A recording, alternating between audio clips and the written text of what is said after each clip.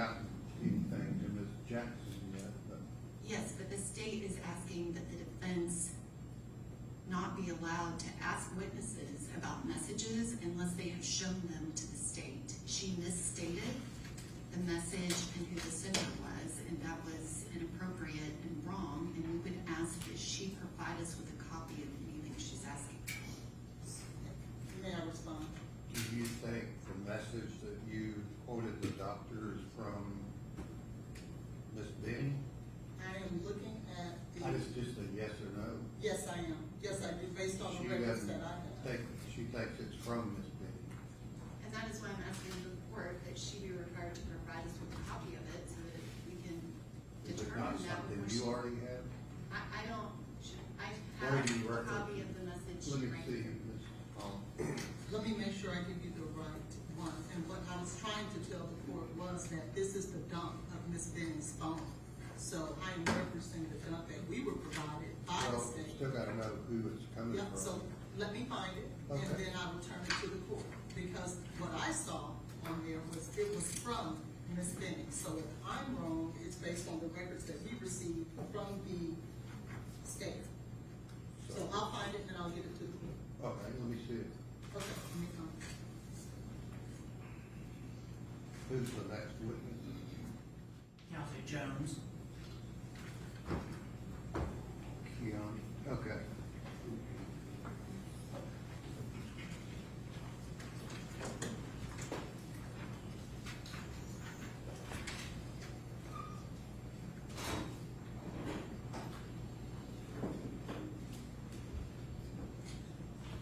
Does the state have their available text that you're saying came from Miss Jackson to Miss Benning about her body shaking?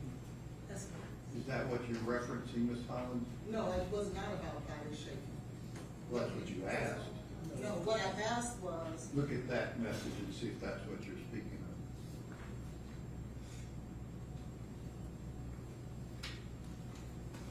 yes, that is. That's it. So it Okay. was on my computer, so Let me let me see it. pull it up on my computer. Well, that's the state's copy, just let me see it. But that's the state's copy, it's not what I was looking at.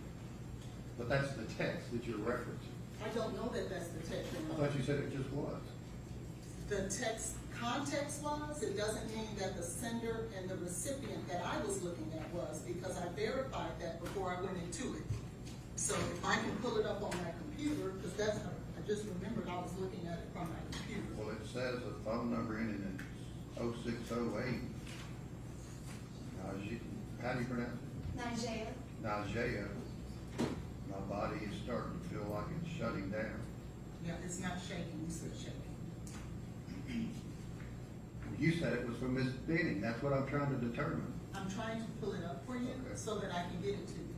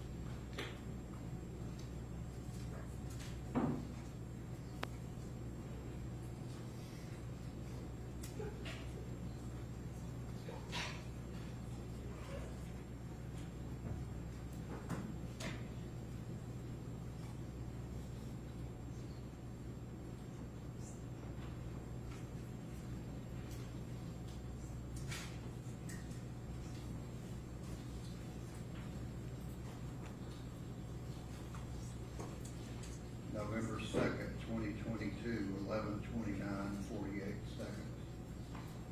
Yep, I gotta get on the internet.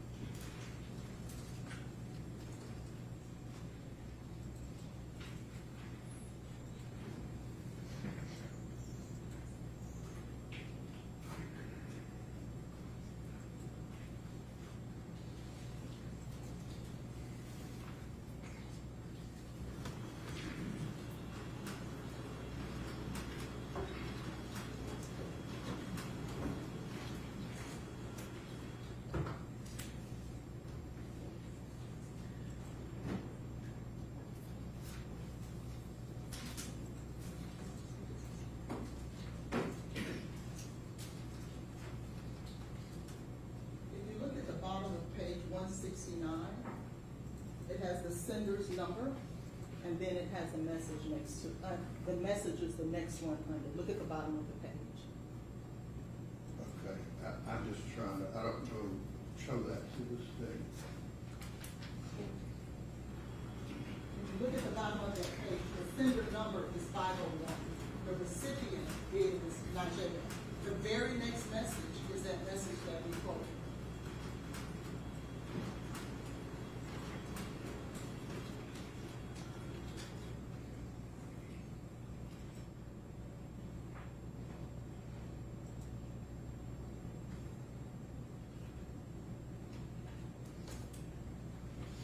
Okay, Her copy is the metadata.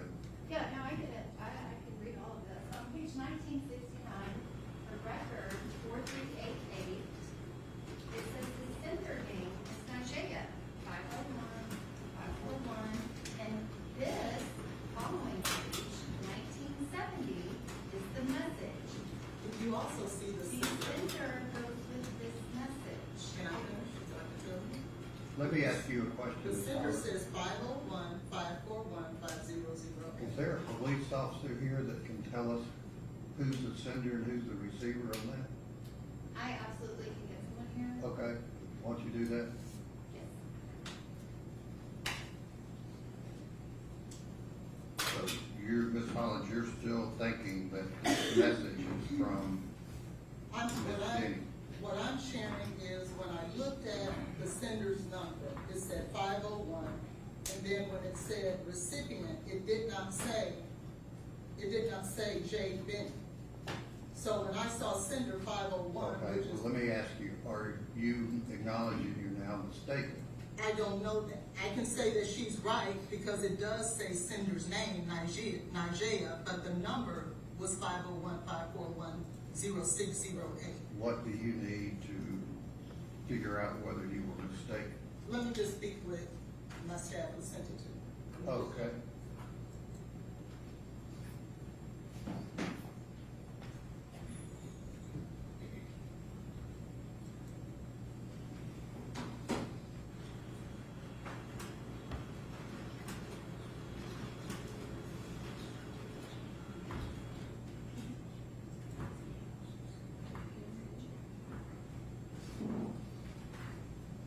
So what she shared with me that it was in fact from Nigeria, however, we have several other messages where she does in fact do the same drug, so we can come back. You're jumping way ahead of me. Well, The if I, question you asked the doctor, is that wrong? let me say this. That's just a yes or no. Well, no, it's not, Your Honor. If I can, for the record, please allow me to say what I need to say. Share to for the present. record, go ahead. Thank you. We were mistaken in regards to that Does particular. the jury message. need to know that? They can, but if they know that, then I need to be able to go into other messages that suggest the same drugs.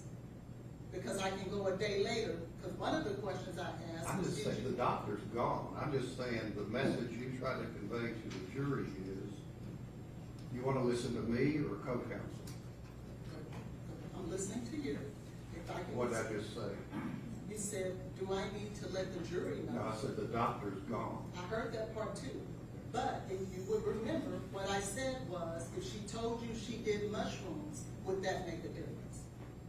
Right, I have a that's text. not what I'm dealing with. I'm dealing with the question that you used this text message from what you said was Miss Benning, and now that's not true. You sustained their objection to this text. You went and message. asked the question a different way the second time, And the and question. they didn't object. The question I asked was, if she told you she did mushrooms, would that make a And difference? the final question we can replay it. We can't, and I also The final asked, question you asked was this same thing. it was, but the drugs And are she still said, the no, same. that, I didn't know that. We can clear it up and I can talk about the same drugs in a I'm not different dealing with text. the others and what are the witnesses. I'm dealing with, were you wrong on who generated this text? I was, but that text did not come into evidence. The question was. Your question included the text. No, it did not. Not what was in front of the question this witness was able to answer did not The deal with the question text. they objected to and it was sustained did not come in. Then your final question after the mushrooms and everything else was, if you knew that she was taking Adderall to the point of shutting down her body, would that been contrary to her history? She answered, yes. They didn't object. So the jury heard all And they can bring the doctor back and say something different. that. She's gone. Well, she can come back. If she wants to impeach that, she can. But And you said it didn't get out. Why would they impeach it? because you're saying it did. And I'm not It gonna- did. Well, then she I'm can gonna do bring what the she jury needs to do. down, Your Honor, I tell don't them argue with that the court. questions are not evidence, which I told them from the get-go. That's right. But that the question you asked, generated from a text from Ms. Benning, was not from Ms. Benning. The question I asked had to do with the drugs Ms. Benny was doing. And there's plenty of drugs. And I'm not getting into it. Okay, well, that's what, if she goes and If you corrects think that. you want to question now who you know is Ms. Jackson, then we have a jury out. Do you think it's relevant that this text comes in to impeach Ms. Jackson about her reliability? No, I don't. Okay, then let the jury step down.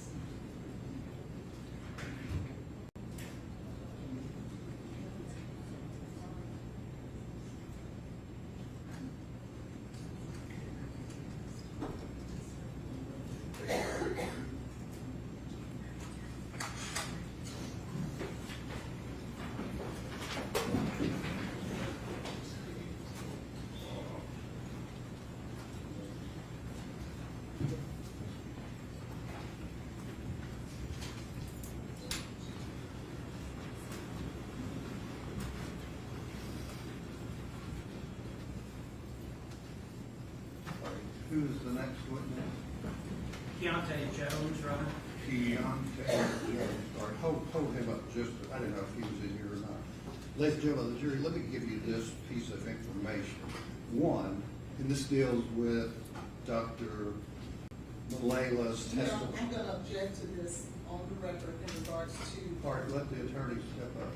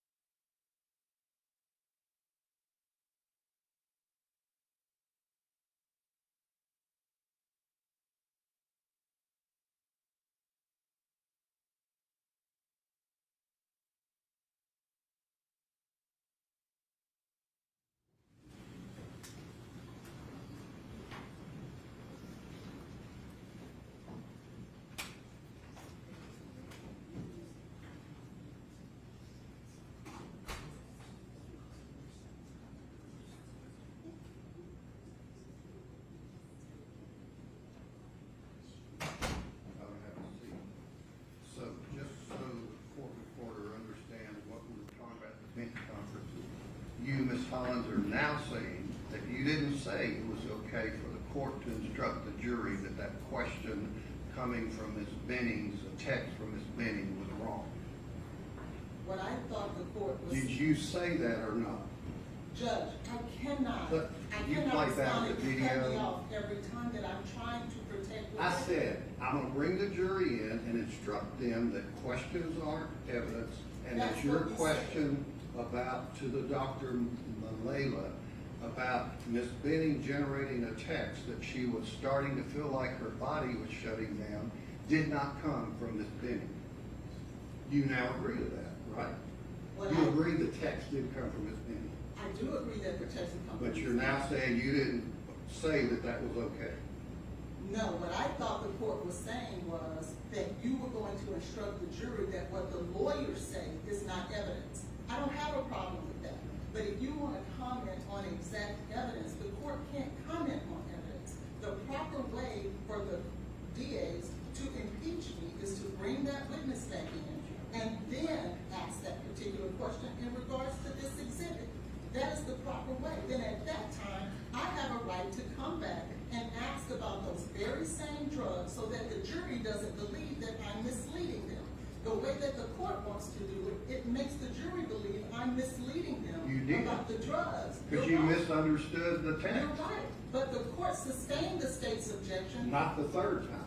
The third time, if my You're- question is wrong, the proper thing for them to do is to bring that witness But back. that message got to the jury, so how would I explain to the jury what question or what information we're talking about? Your Honor, that's not for you to do, it's for the state to do. How would I, you're saying it's okay for me to bring the jury in and instruct them that what the attorneys say is not evidence? That's correct. About what? That's for the jury, for them to come back and decide. If the court comments on direct evidence, it is improper. And the court knows that. There was no evidence of your question. Then why are we talking to the jury if there's no evidence? Because you brought it up and misunderstood what your staff gave you. So that means that the state has a right to bring that witness back up. That is the way that that is handled. It's not for the court to then impeach me. That's not the way that Is that the goes. doctor still around? No, Your Honor, but she keeps talking about us impeaching her. She's Yeah, I supposed to be know. ethical, follow the rules, and not lie to the witnesses. Okay, so, She wasn't unethical, she was wrong about who sent the text. that Maybe happens. that's the last time that happened. Oh, you're right, Your Honor. All right, let the jury step back there.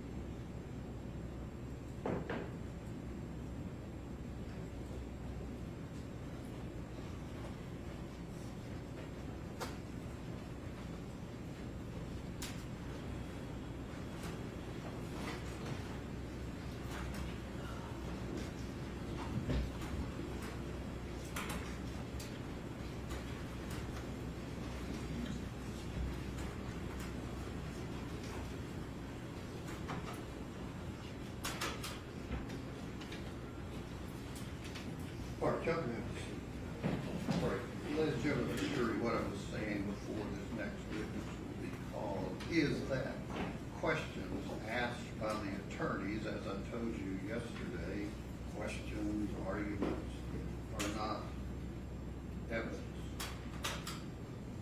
unless it's adopted by the witness, as I said yesterday. There were questions during Dr. Malela's testimony about a text generated from Miss Benning that is now acknowledged that text was not from Miss Benning. So just disregard that information.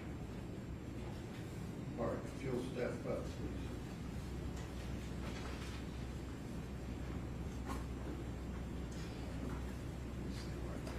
Raise your right hand. Do you swear the testimony you're about to give to be the truth, so help you God?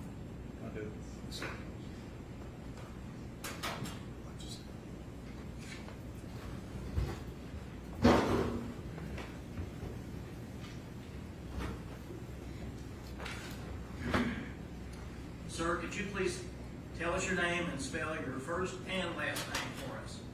My name is Keontae Jones. First name Keyyaunte, last name Jones, Jones.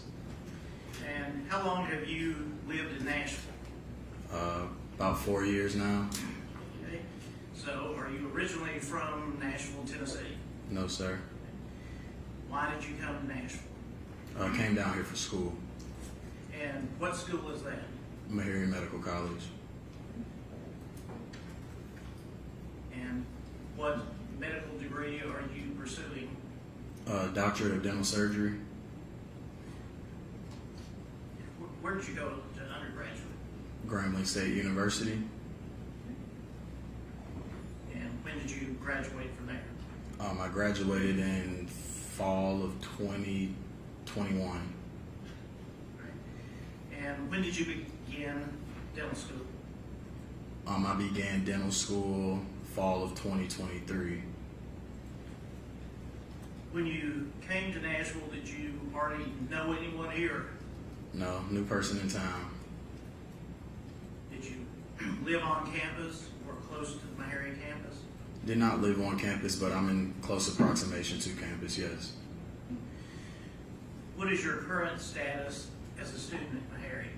I'm going into my 4th year of dental school. And how much longer is there to go? A few more months.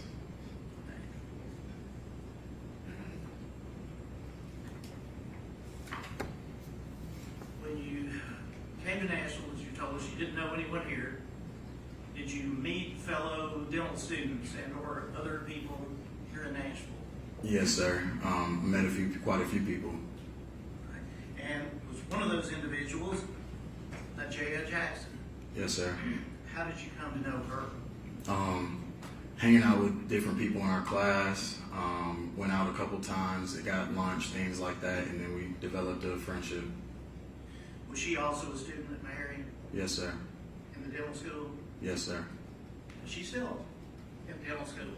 Yes, sir.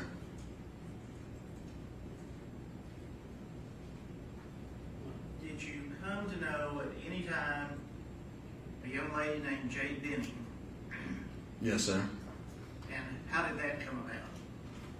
Through being friends with Najee, just, I guess, developed like a mutual friendship in that sense. Did you know Jade Benning prior to being introduced through Najee Jackson? Never met her a day in my life. So did you know anything about her other than perhaps what Ms. Jackson may have told you? Only thing I knew about her is what was provided to me through Ms. Jackson. You recall, I'm not asking specific dates, but approximately when you would have met Ms. Benning for the first time? If I got here in 2022, became friends with Najee approximately 4 months after I moved here in September, let's say I started to know Jade like beginning of 2023, maybe like February-ish of 2023. And on how many occasions prior to the date we're going to talk about here in a minute, February the 25th, 2023, how many times approximately would you have seen Ms. Benning? No more than 2 or 3. And was that ever just you and Ms. Benning? Never. And what sort of settings? We would be like in a group setting. Yeah, never alone, never personal hangouts, anything of that nature. Had you ever been to her apartment? No, not until that day. Until the day we're going to talk about? Yes, sir. Had you ever communicated with her via text, email, or? I don't even believe I had her number. I don't think I even had her number. Now, did you know anyone named Blaise Taylor prior to February the 25th of 2023? No, sir. Had you ever heard that name before? heard of him, but never was familiar with him. I didn't even know what he looked like. And what was the context of knowing the name? Simply just knew that this is who Jade was soon to be having a child with. And again, did you receive that information straight from Ms. Benning or through Ms. Jackson? No, through Miss Jackson.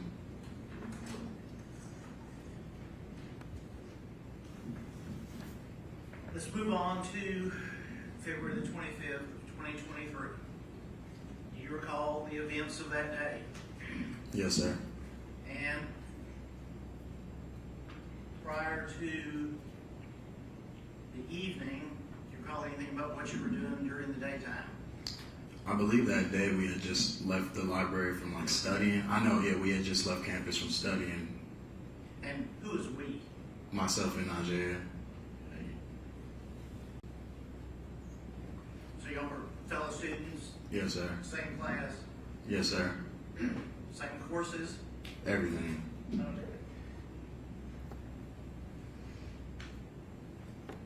So we'll pick up there. You finish studying. It's in the afternoon, is that correct? Yeah, probably about 6 or so, maybe 5, 6. Okay. And what were your plans for the evening, if any?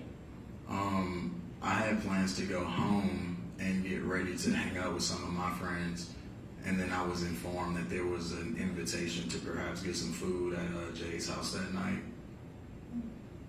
And was that information from Ms. Jackson? Yes, sir. Now, in those days of being in college, free food, was that? It sounded like a good idea, man. So, anything out of the ordinary? Was anything unusual about that, really?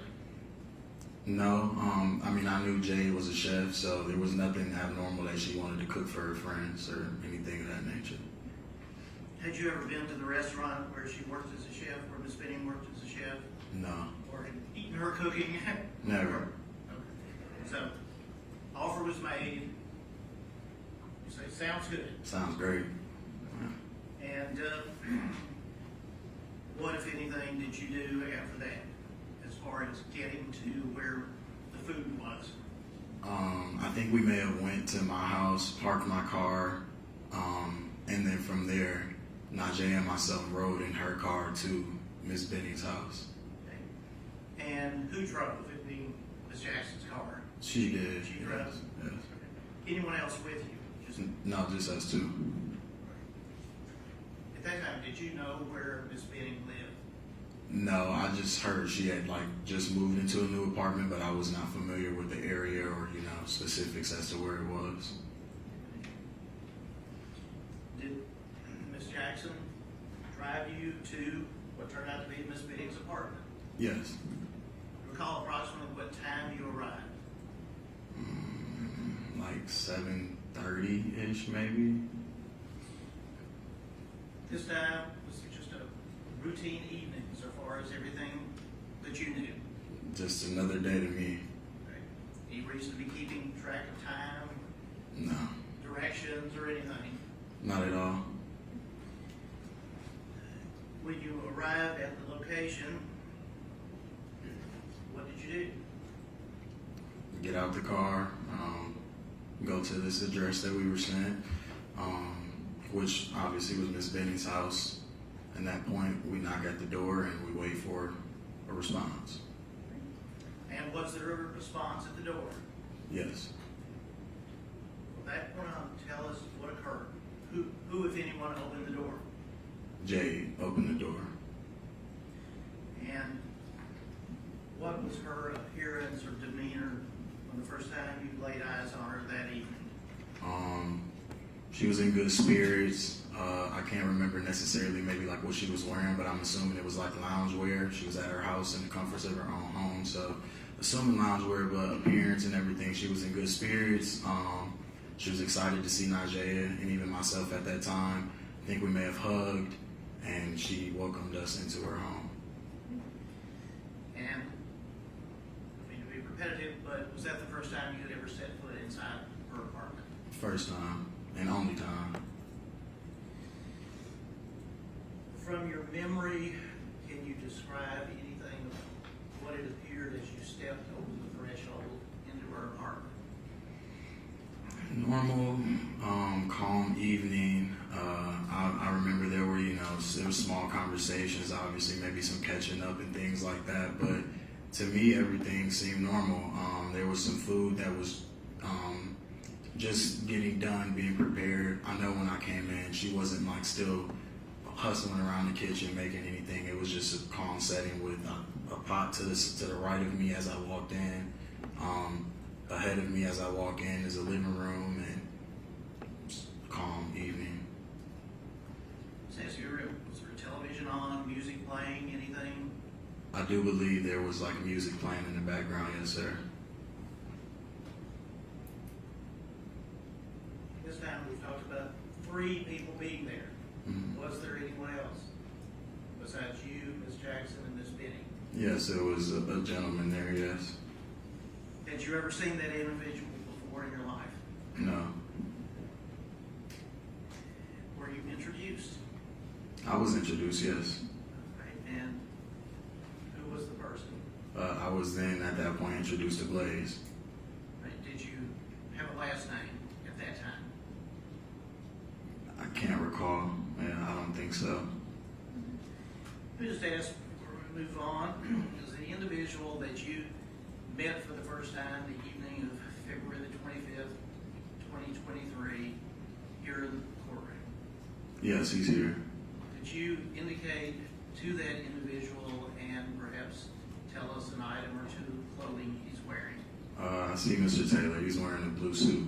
Could you indicate which individual? Gentleman to the right of me. All right, that's the record to indicate he has identified Mr. Taylor. First time you've seen Mr. Taylor, you've heard his name before, correct? I'm sorry, you have to answer. Yes, yes. Okay, sorry. Can you describe how he appeared in first impression of what you saw? First impression, nothing really seemed to strike me as off-putting. Seemed like a decently put together gentleman. He was quiet for the most part.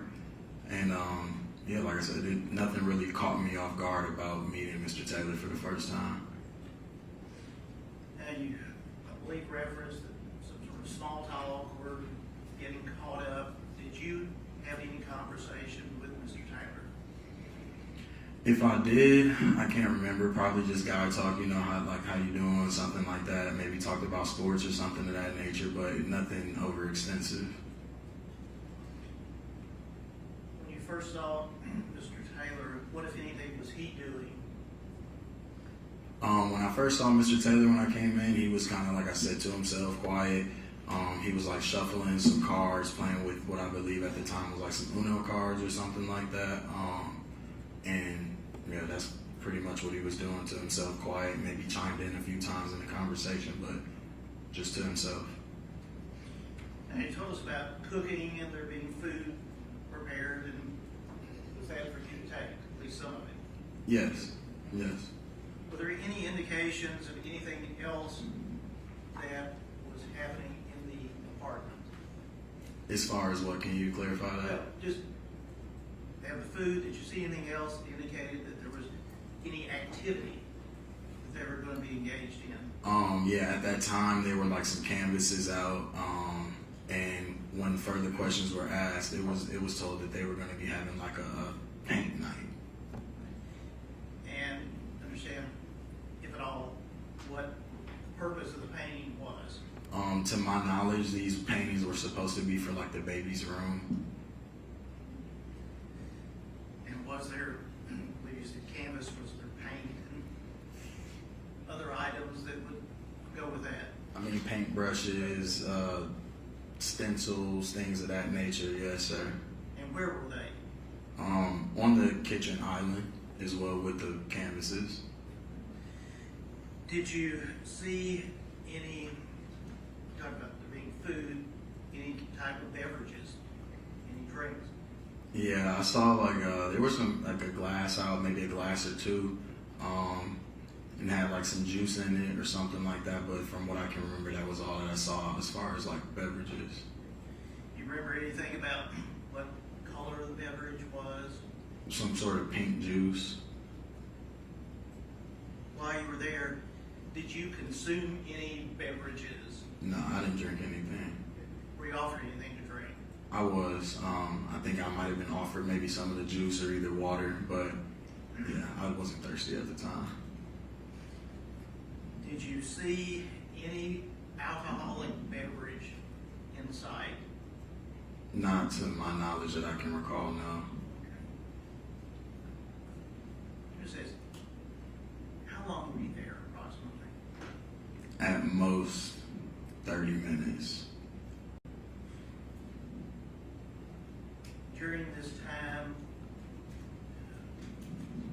did you sit down, watch TV, or were you standing the entire time?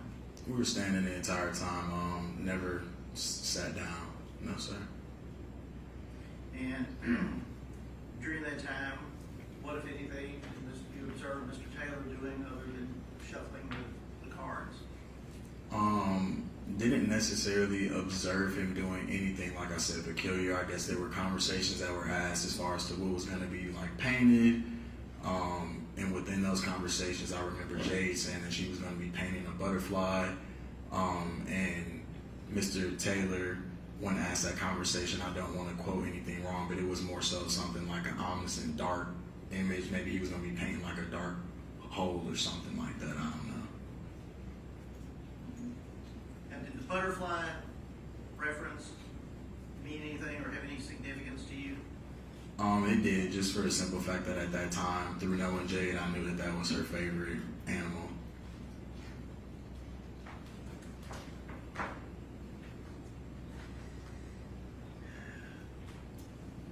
We're there, the small talk, the catching up. Did you and Miss Jackson at some point leave the apartment? Yeah, we leave after about, like I said, about 30 minutes, 40 minutes most. We were not there for a long time. And then, yes, after we had our conversation, got the food plated and everything, we left. During the time that you were there, do you recall whether any one of the four of you were on cell phones or doing anything like that? No, not to my knowledge. I feel like everyone that was in the room at that time was pretty present in the moment. I don't think there were phones that were, I don't think anyone was on their phone much. You and Miss Jackson leave. Was there any sign to your observance that there was anything out of the ordinary? No, not when I left, not at all. Okay. And as far as Miss Benning, was her mood the same as when you got there? Yeah, she was same Jade. She was happy, bubbly. She, said it was good to see us. And as we left, there was nothing that would have made me presume that, anything was wrong with her. Were you able to visually observe that she was expecting? I think at that time, I think she was showing a bump a little bit. I believe so. I believe you said you already knew that anyway. Yeah, I knew she was pregnant. Yes, sir.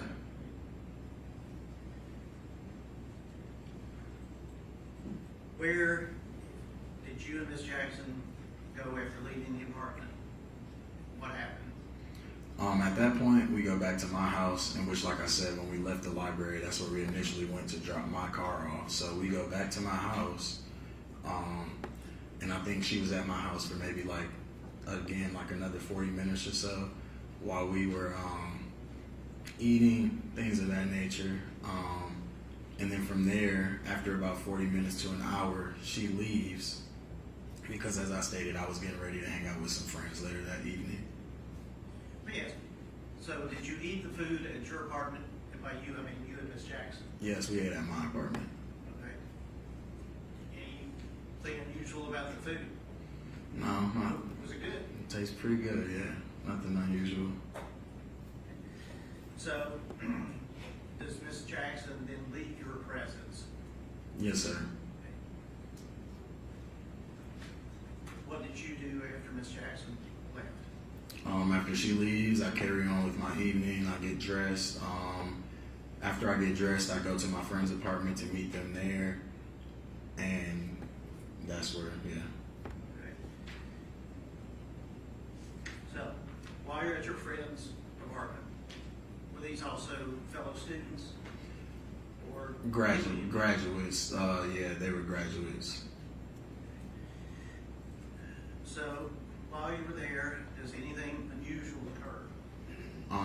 At that point, I get a phone call, a very frantic phone call from Najee, pretty much, panicking. I can tell she's in distress. She's crying a little bit, and I'm trying to ask her what's going on, and all I can really get out of her is like, is something wrong with Jade? There's something wrong with Jade. There's something wrong with Jade. And were you able to comprehend what was wrong, or? At the time, no, but I think as I kind of maybe got her to calm down, or she calms herself down, she ends up telling me that like Jade. Okay, I'll sustain the objection. So, she's frantic, calms down, is able to communicate with you. Mhm. Okay. Now, what, if anything, did you do based on that communication? At that point, I'm on the phone, and now that things have been clarified as to what's going on, she lets me know that Jade wants. His question was basically what you do next. What do? I stay on the phone. Okay. And who, if anyone, was on the phone? Najee, I think I get merged with Jade. Yes. And so it's then a three-way. Three-way conversation. Were you able to hear the voice of Miss Benning?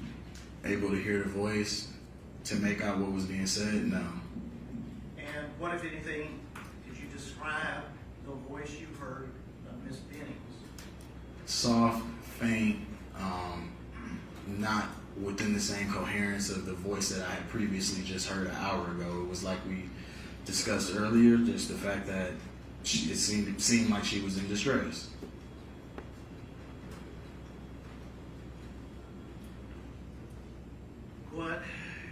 How long did that three-way call last that you were on?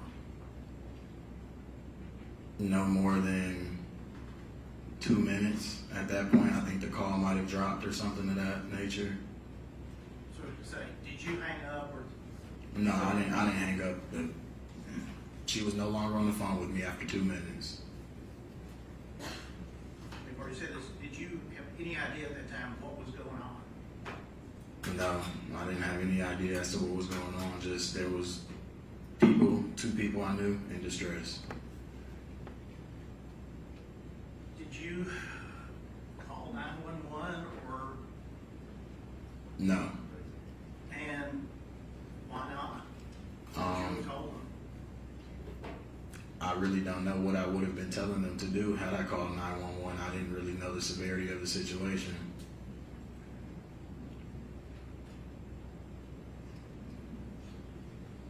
The call drops. Mm-hmm. You and Ms. Jackson were at separate locations, I take it. Yes, sir. What, if anything, did you do after the call dropped? After the call drops, I believe I give Najee a call back, just trying to confirm what's going on. She tells me that she thinks. Listen, you don't have to say what she believed, but did you have a conversation with her? I did. Okay. And following that conversation, what, if anything, did you do? I carry on with my night. Right. At that time, did you have any idea if there was anything that you could do or needed to do? No, except be there for support. Well, we'll get to that part. I'm about when you've finished the call, did you learn that you might be needed to go somewhere for support? Yes. After that call, the second call we're speaking of right now, yes. At that point, I knew I might be needed somewhere later in the evening for support. And did that in fact turn out to be true? That you, It did indeed turn out to be true. and where did you go? Vanderbilt Hospital. And let's say, so Why did you go there? Because at this point I had learned the severity of the situation that was occurring with Miss Benning. And that you would have been one of the last people to see her, Or speak with her, yes. to speak with her. Both, yes. When you arrived at the hospital, where did you go? I pull up and park right in front of like the ambulance dock at Vanderbilt, and I was instructed to park in the garage that is right across the walkway. Who, if anyone, did you see there that you recognized? At that point in time, I don't believe there was anyone outside that I knew, but I did eventually go and meet with Najee. And where was Miss Jackson when you first saw her at the hospital? Either coming down the stairs in the lobby, if I can recall, more so like the lobby, the main area right inside of the emergency room. Do you recall approximately what time it would have been when you arrived at Vanderbilt? In between 12:45 and like 1:30 a.m.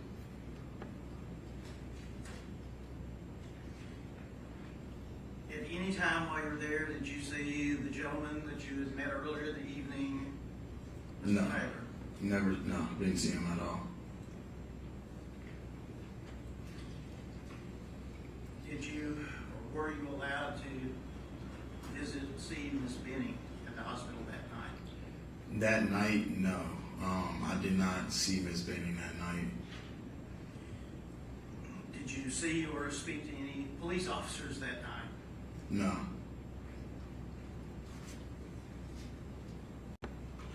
As the days went on, did you go back to the hospital?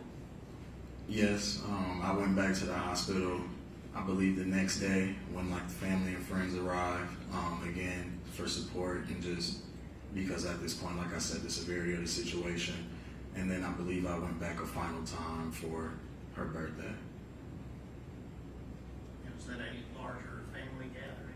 That was the day that it was decided that the plug was going to be pulled.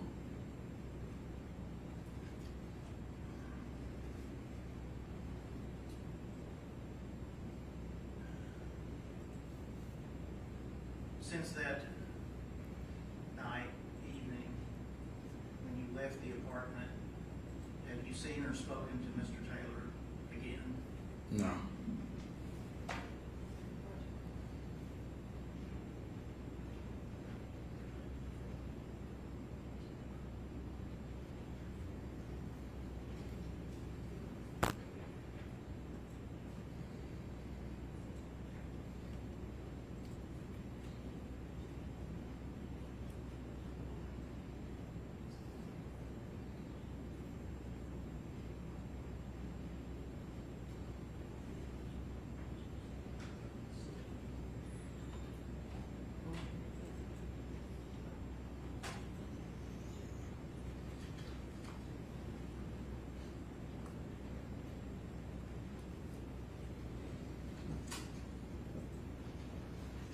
What I was getting around to is being personally in the presence of Mr. Taylor, that's not occurred, has it? No. Okay. As far as, ask about phone calls, Mm-hmm. were there any telephone or cell phone communications where you were involved that Mr. Taylor was on the line? I believe on 2 instances, the night that, things transpired on February 25th. Yeah, okay. And that's what you're around to. Those conversations, how did that work? Let's talk about the first one. So the first one was that initial phone call when I was told that something was going on. I get on the phone with Mr. Taylor and I simply just ask him like, yo, what's going on? Like, is everything good? Like, please tell me you didn't, something didn't happen at the house. And he answers me and says that no, nothing happened. He doesn't know what's going on. And you described Ms. Jackson's tone of voice and what was Mr. Taylor's tone? I could sense a little bit of panic in his voice, kind of just, I don't know what type of panic, but there was some sort of like panic in his voice.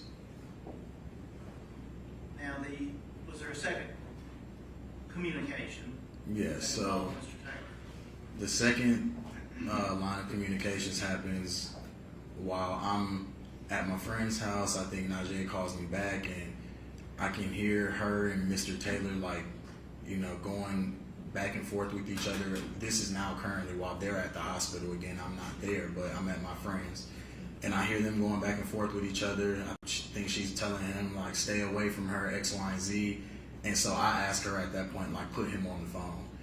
And when he gets on the phone, I ask him again, I'm like, yo, listen, like, please tell me you didn't do something to that girl.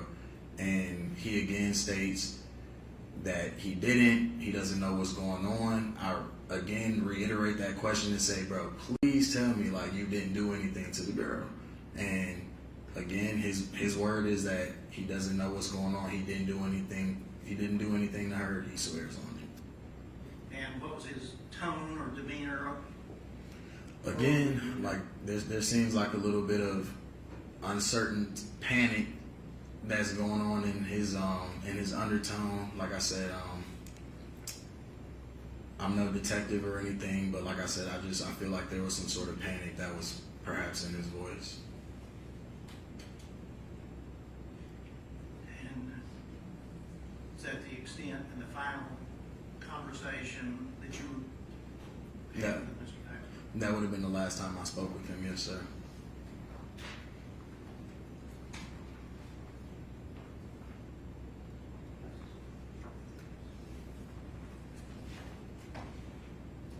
Clifford, is you and Ms. Jackson are still in school together, correct? Yes, sir. Okay. And did you know any of Ms. Benning's family or relatives prior to seeing them there at the hospital? No, just heard of them, you know, word of mouth, but I never met them or anything like that.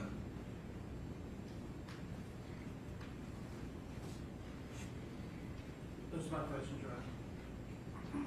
Questions on behalf of Mr. Taylor?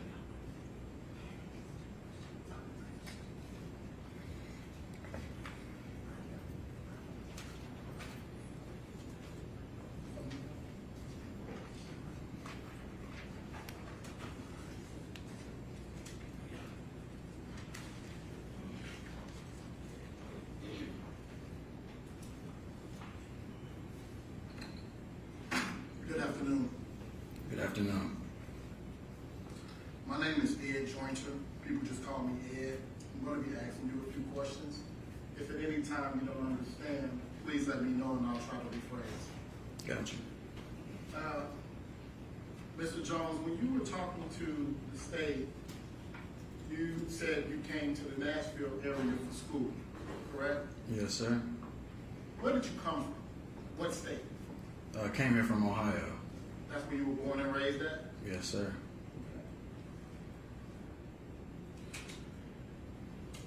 And just I want to clear up a few things. You also said that you began Meharry Medical School in the fall of 23? Well, I was in the online master's program in 2022, and I started actual campus classes fall of 2023. Yes, dental school in fall of 2023. So, fall of 2023 will begin when? We actually have a MAPS program that begins in about this time. Actually, orientation was just yesterday, but actual on-campus classes start the first week of August. The first week of August. So, the incident that we're here for is February of 2023, correct? Yeah. So, in February of 2023, where are you in terms of your enrollment? Are you online? What's the deal there? In February of 2023, I would have been in person on campus, a dental student at that point in time. Okay. And there you met and knew Miss Najee Jackson. Yes. And you all were friends. Yes. And so I want to talk to you about before you went over Miss Benny's house. Okay. You stated on direct examination that you had planned to go out that evening with your friends. Yes, sir. And at some point, you were invited by Miss Jackson to go to Mrs. Benning's house. Yes, sir. And you also knew that Blaise Taylor would be at Mrs. Benning's house. Yes, sir. I believe so.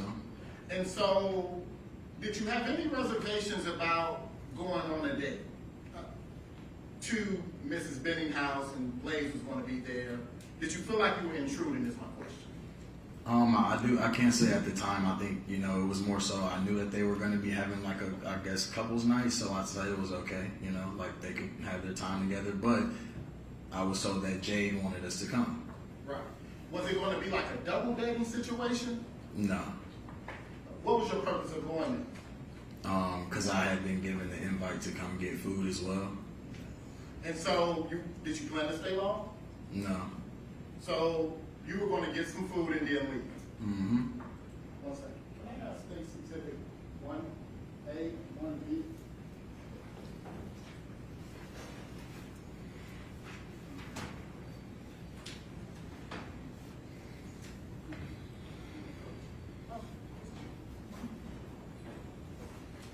Commissioner Publishon? Yeah, it should be coming up there. All right. So you talked about going over Miss Benny's house. Does this look like Miss Benny's house as it was in February of 2023? No, not as it was as February 2023. No, sir. This is not her apartment? No, this is her apartment. Okay. And that's what I'm asking you. I'm asking you, is this the apartment that you were at? Yes, sir. Okay, cool. And so you all go over there, and there was some talks about Blaise's demeanor. Mm-hmm. And by all accounts, you described him as normal. Normal, yes, sir. Nothing was alarming about him. The only thing that was alarming, like I can attest to, is a comment about painting a black hole. It's the only thing that stood out to me. I agree. Let's talk about that.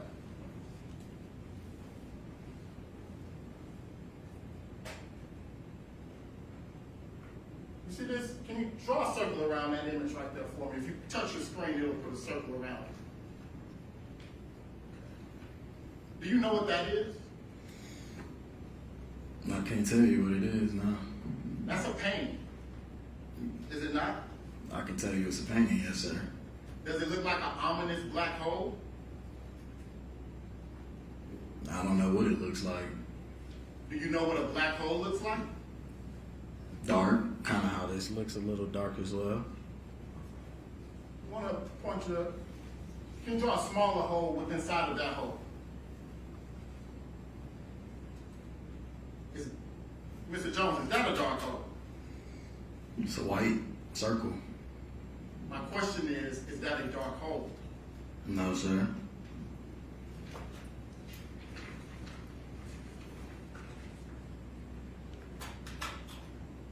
One other thing. They're gonna clear that, Okay, unless you want it still up. thanks.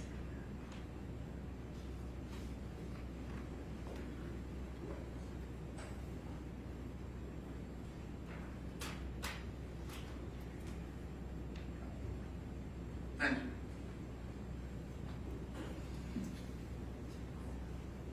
The state had asked you who was present there. And in this photograph, we see two people here in this corner. You see those two individuals there? Mm-hmm. Do you see those two individuals there? Yep. Yes, sir. Were they present when you came? No, sir.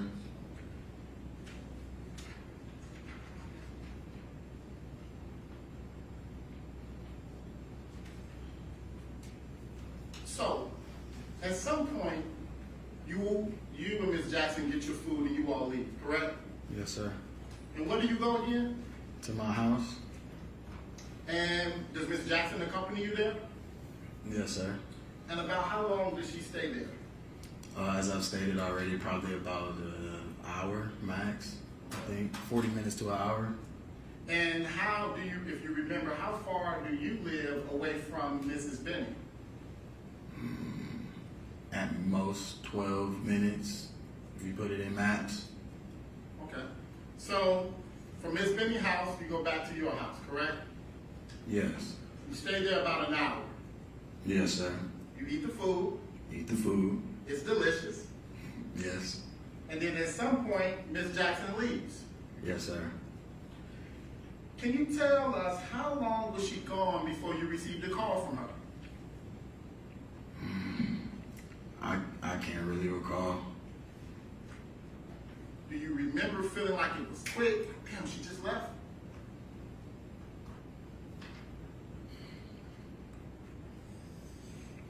I think it was probably about, again, like 45 minutes to an hour. Okay.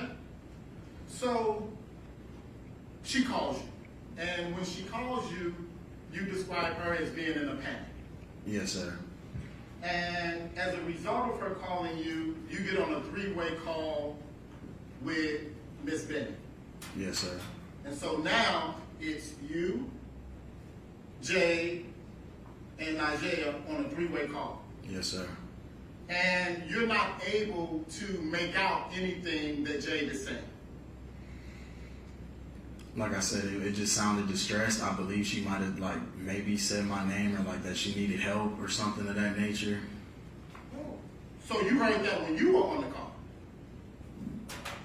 I need you to reiterate that. I'll rephrase it, no problem. Yes, sir.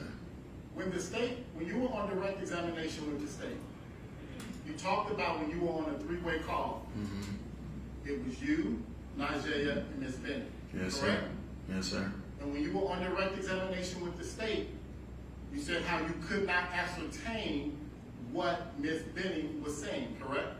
It was very slurred.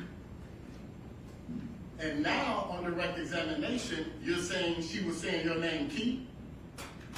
I can't tell you what she was saying. So which one is correct? Did she say something audible that you could understand, or did she? It was very muffled. It was very muffled. So no, it wasn't too clear what she was saying. Okay. But just to be clear, the original call from Najee, you felt that she was in distress and a panic. Najee, correct? When Yeah. she first called you. You're asking me was Najee in a panic? Yes, that's how you described it, correct? Yes. Okay. And so, as a result of you experiencing that distress phone call from Najee, correct? Yes, sir. And then being on a three-way call with Najee as well as Miss Benning, correct? Yes, sir.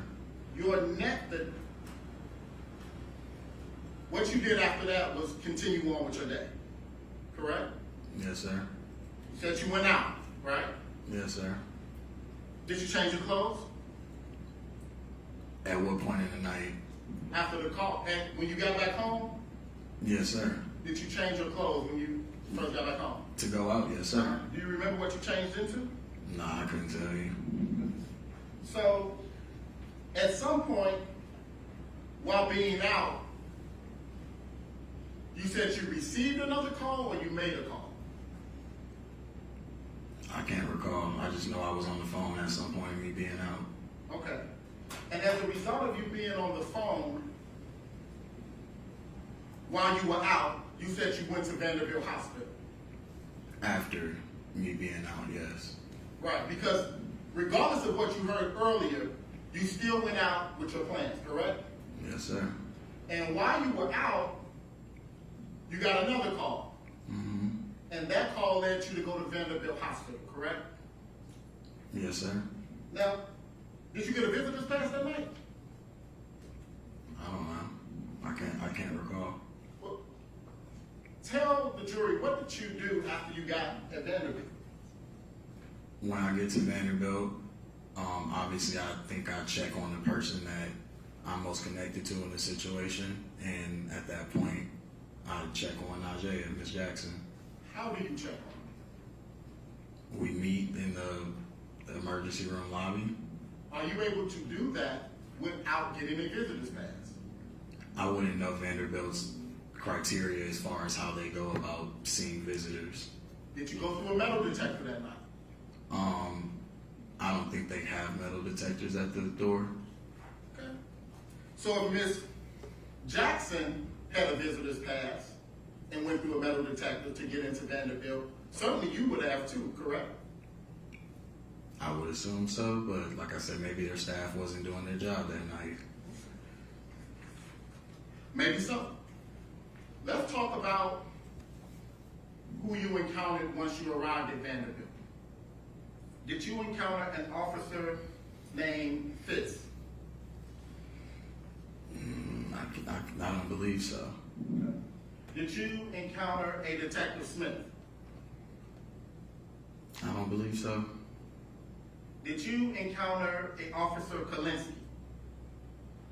Don't believe so. Did you talk to law enforcement at all that night? I don't think so.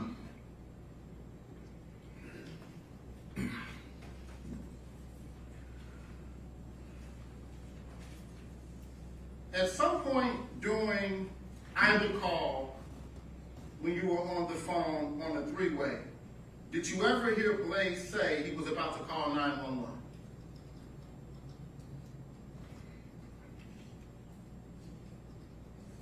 I think I do recall him maybe saying something of that nature.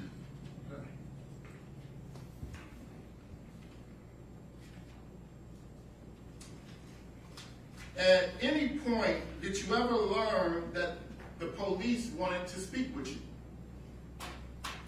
At that particular night, no. And if the law enforcement wanted to speak to you, would you have been a willing participant? Yes. Do you recall an interview with an investigator around April 30th of 2023? The one that showed up to my house? Yes. Yeah, I do. And do you recall speaking with that investigator? I do. And do you recall telling that investigator that no one from law enforcement ever contacted you? I guess so. I can't recall. You can't recall? I don't recall that conversation. I think that was almost 2 years ago. Would a recording of that conversation refresh your memory and aid you in your testimony today?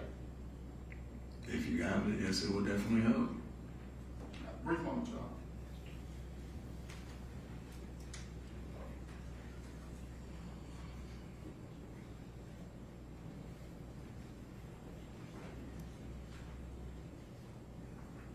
Now a moment to just get the audio recorded together.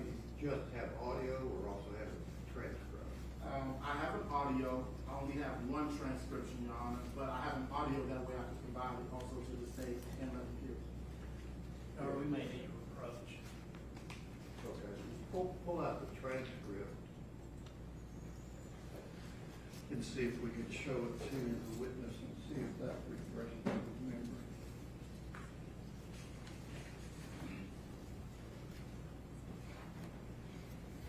I have a copy of the transcript, Your Honor. Okay. Are you wanting to approach the bench? Yes, Your Honor, as opposed to asking for the jury out. Okay.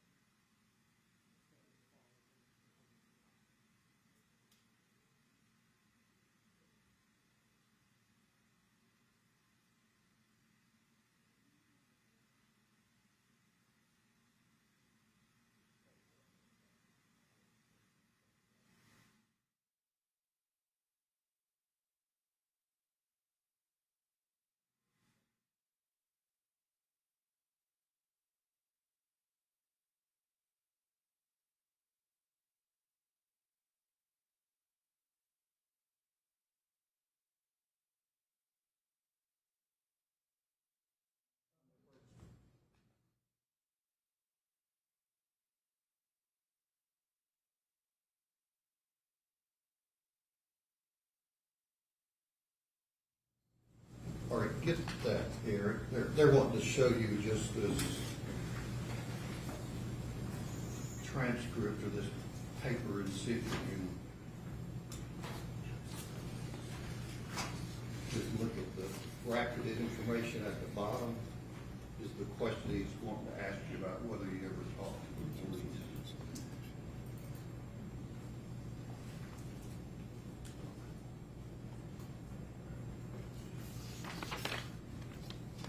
Does that refresh your memory as to what you told the investigator?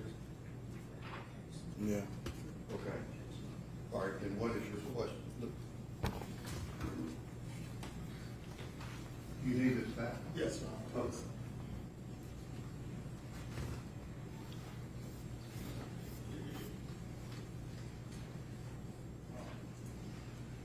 So, Mr. Jones, we were discussing whether or not you recalled having an interview on April 30th, 2023 with an investigator from Covert. Do you recall that? Yes, sir. And do you recall stating that at that time, the police did not interview you? Yes, sir. And do you also recall stating that, honestly, I was trying to kind of be as far away from the case as possible? Yes, sir. And Mr. Jones, have you ever been convicted of a misdemeanor theft? Never been convicted, not to my knowledge, no. 1 second, Your Honor.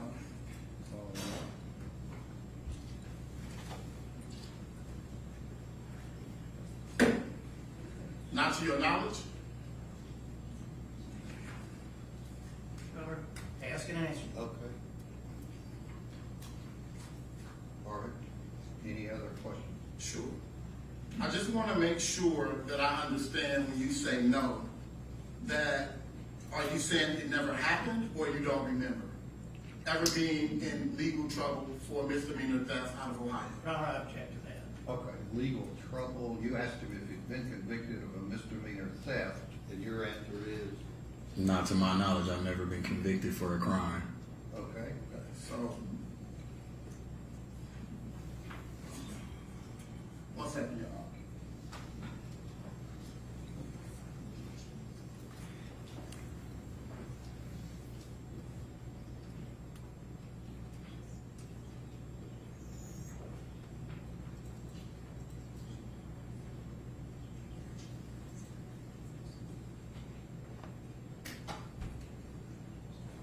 Mr. Jones, you are from Ohio, correct? I stated earlier, yes, sir. Thank you. No further questions. All right, let the lawyer step up just a moment.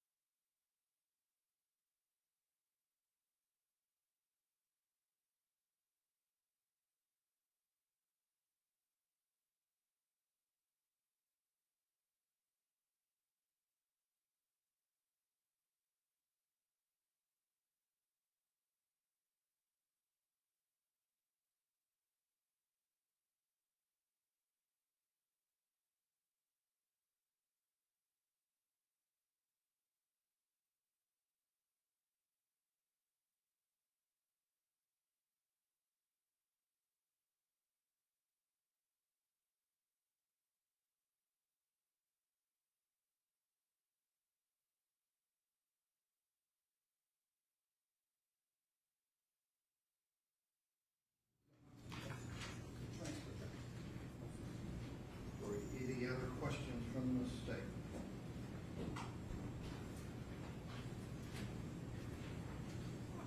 Always reluctant to say just briefly, but I'll try to do that.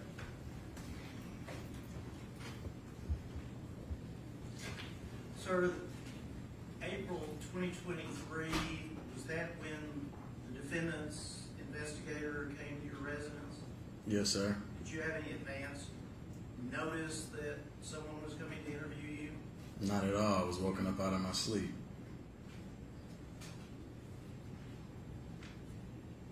And this person identified themselves. Do you recall who it was? If they didn't make themselves clear as to who they were, just that they were an investigator of part of this case.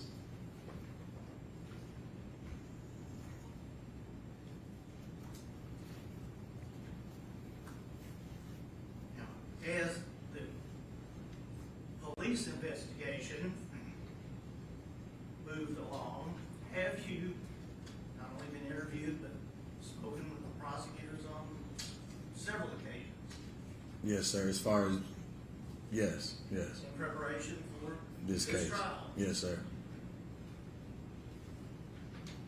And this being very shortly after this being passed, was that something you were focusing on? At the time, no. I was probably more so focused on school and things of that nature.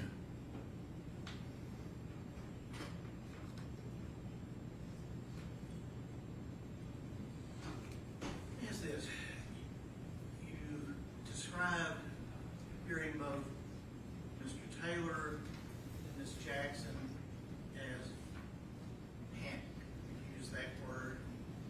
Their voices, the tenor of their voices. Mm-hmm. Was there a difference between the two types of panic? There was a difference. Miss Jackson's, like as I stated, was more so like a frantic, worried panic, and I don't know what language I'm allowed to use in here, but We're all adults. Mr. Taylor's was more so of like an oh shit I just effed up type of panic. Those are my questions. Any other questions? Sure. Mr. Jones, Yes, sir. that description that you just gave while the state was on redirect, oh shit, I fucked up panic. Have you ever stated that before at any time to anyone? Yes. Did you state that to the investigator when he spoke to you on April 30th? I don't know if that question was even asked in that investigative conversation. Do you not remember? As I already stated, that was about 2.5 years ago, so no, I don't recall. And would, if given the opportunity to review a transcript of that conversation, would that refresh your memory and aid your testimony here today? I think it would.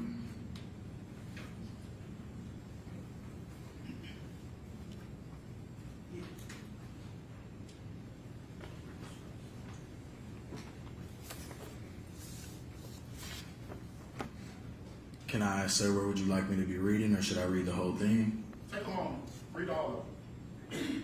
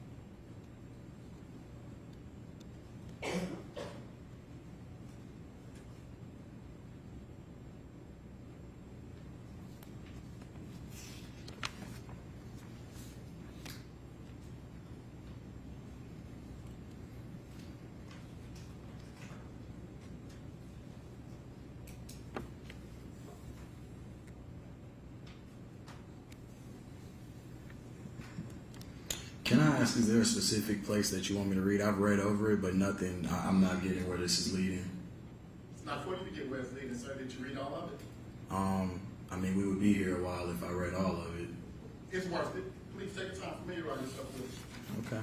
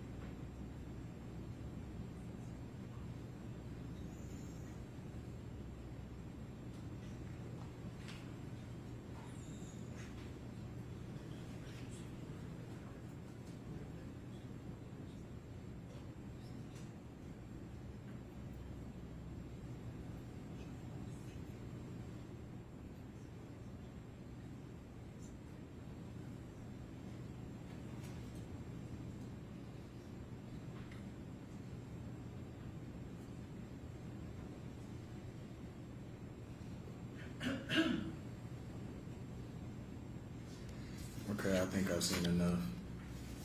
Did you read all of it, sir? I didn't. Did you read all of it, please? Okay, just read whatever page, last page you didn't read.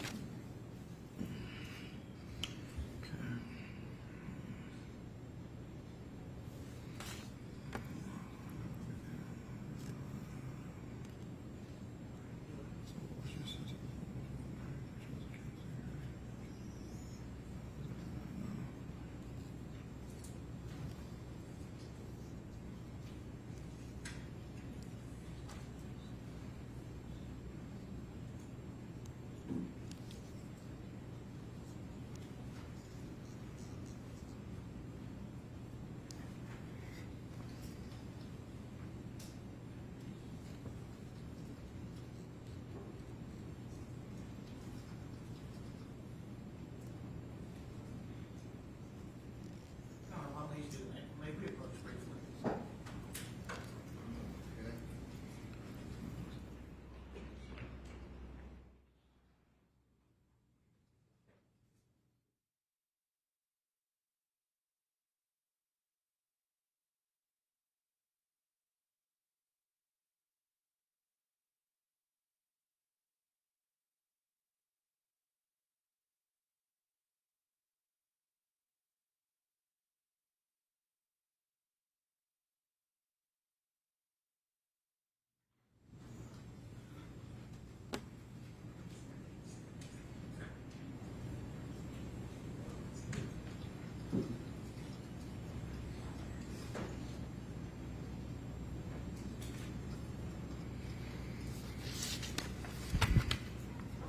Okay, now what's your question?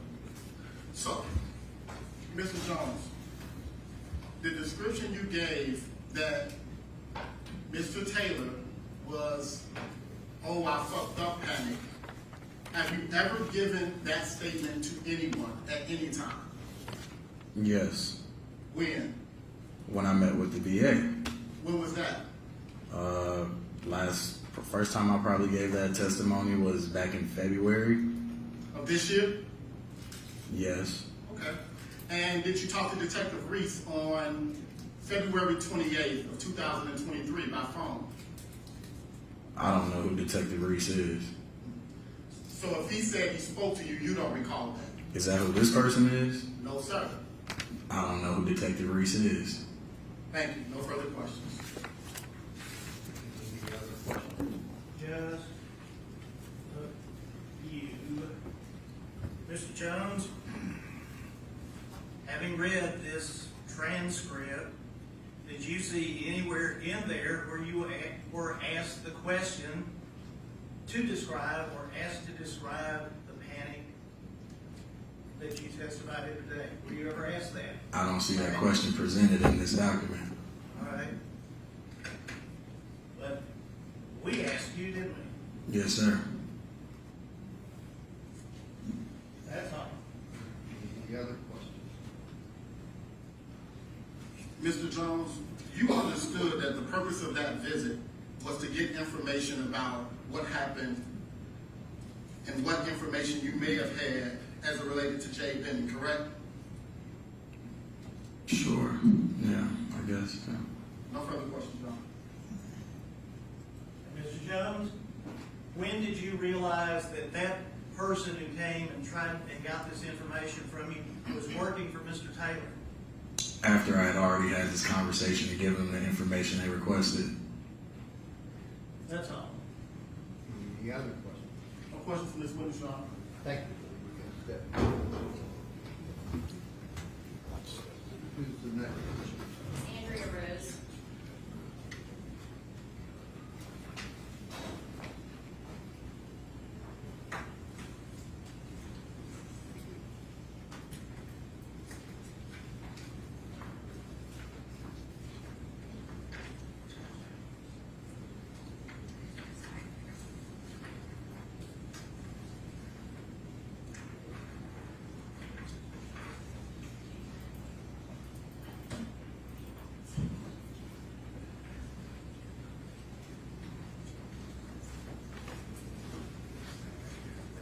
Do you swear the testimony you're about to give to be the truth, so help you God?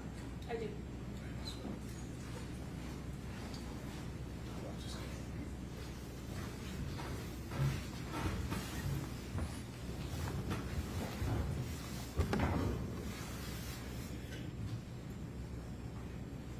Okay. Your Honor, if I could I have State's Exhibit 1A and 1B, please?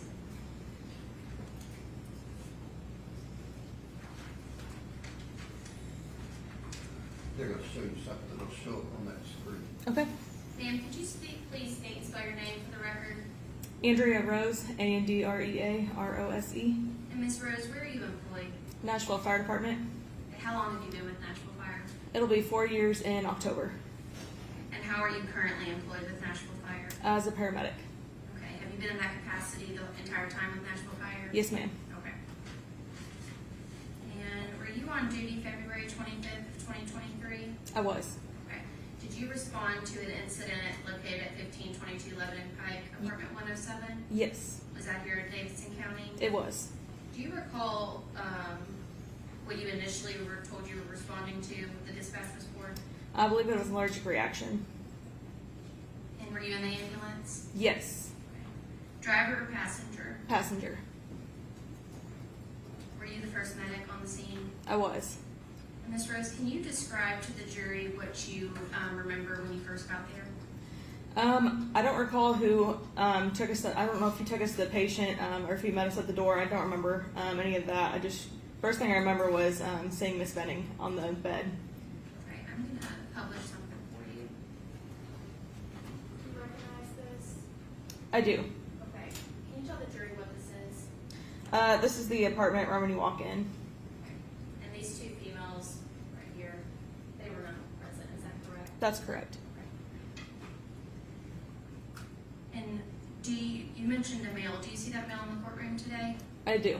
Okay, could you point him out and describe something he's wearing for the court, please? Yep, he's right over there wearing a blue suit and a white shirt. Your Honor, the record can reflect our identification of Mr. Taylor. Okay.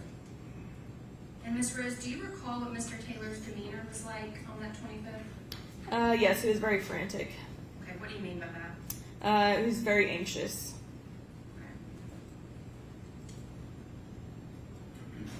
And what did you do when you got in that apartment? First thing, we went to Miss Benning, and we turned her over. What are we looking at right here? That's the bed that Miss Benning was in. Okay, and you can draw on that screen, can you show the jury how Ms. Benning was positioned on that bed? Yeah, she was laying long ways like that with her head this way.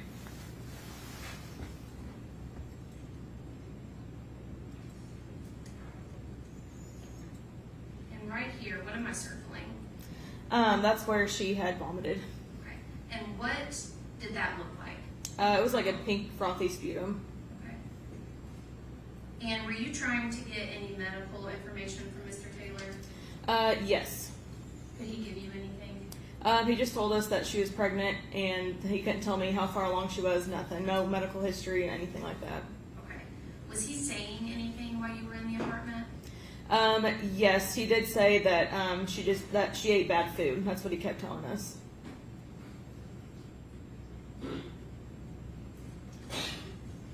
And was the scene considered safe? Initially, yes, but by the time we tried doing patient care, no. Okay, and what do you mean by try to do patient care? We tried to assess the patient. Like I said, we tried rolling her over, and he would not allow us to. He just kept being very handsy with the patient and not allowing us to properly take care of the patient. Did you perform CPR on Ms. Benning inside the apartment? I did not. Why? Because the scene was not safe. So for the patient's well-being, it was better off just to get her to the truck. We call it load and go. If the scene's not safe, that's what we do. Mr. Wright, if I could get the computer, please.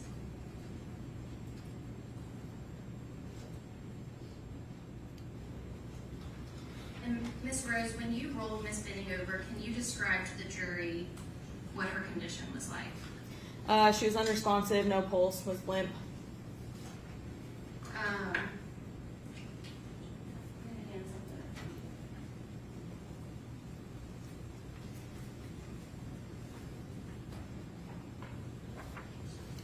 Thank you, sir.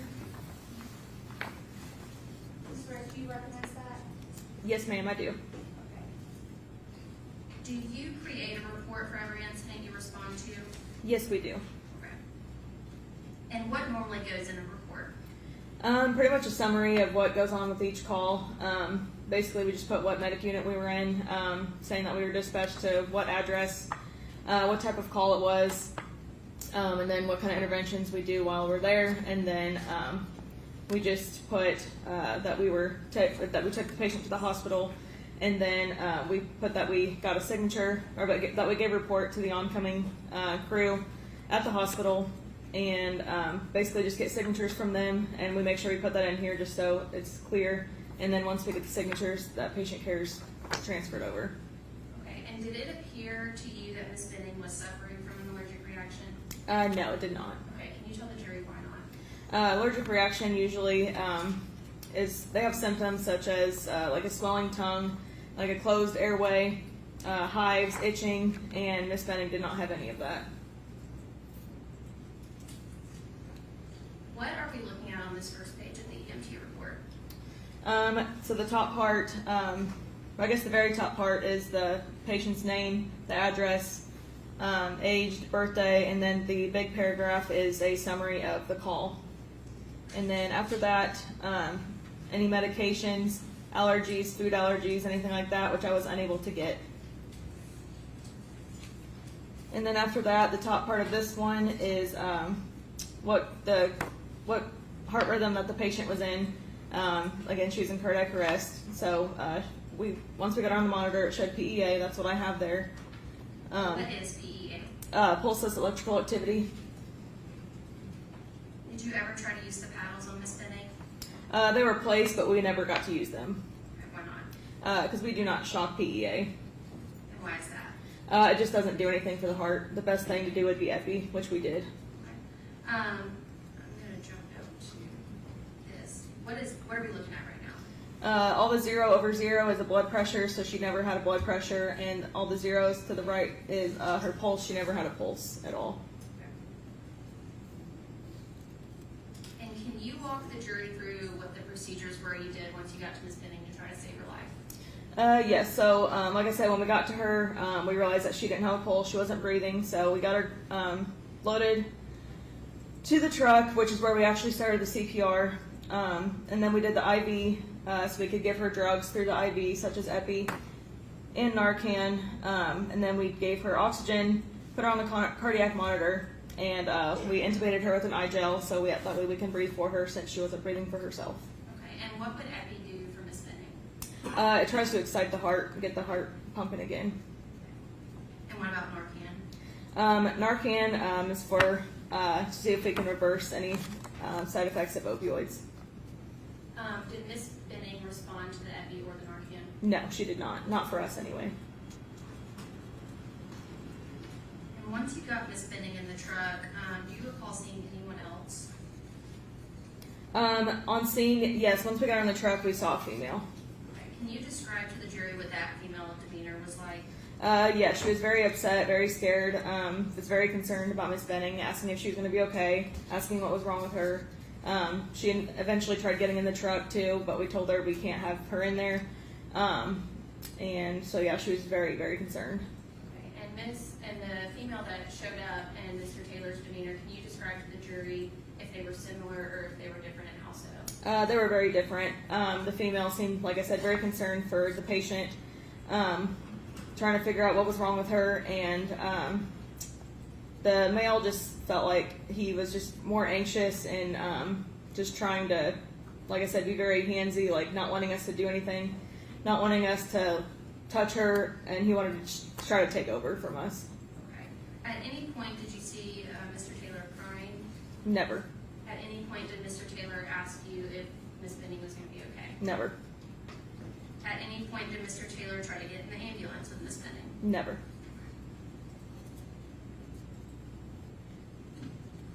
What are we looking at here? So this is the GCS. So she had a GCS of 3, which means she was never verbal, never alert, just had no reaction to anything from us.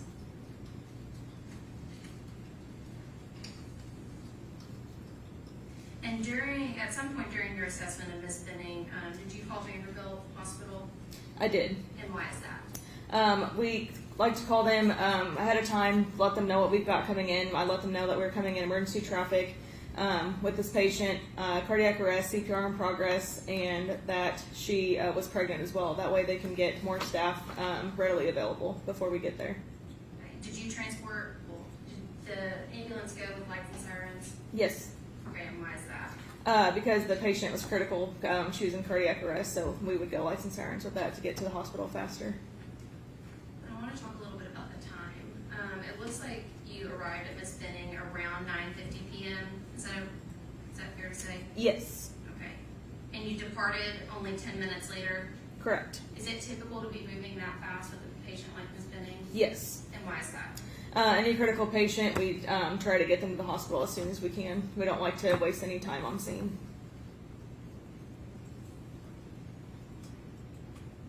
And you got Miss Benning to Vanderbilt 12 minutes later to Vanderbilt? Is that Correct. Yes, ma'am. And am I correct in saying that all life-saving measures started once you got in the ambulance? Correct. Okay. And why is that? Because the scene was not safe, so we could not perform CPR immediately like we would like to have done. And at any point in your care of Miss Benning, was she ever responsive? Never. Did she ever have a pulse? Never. Okay. And once you released care to Vanderbilt, is that when your involvement with this case stopped? Yes, that's correct. Give me 1 minute.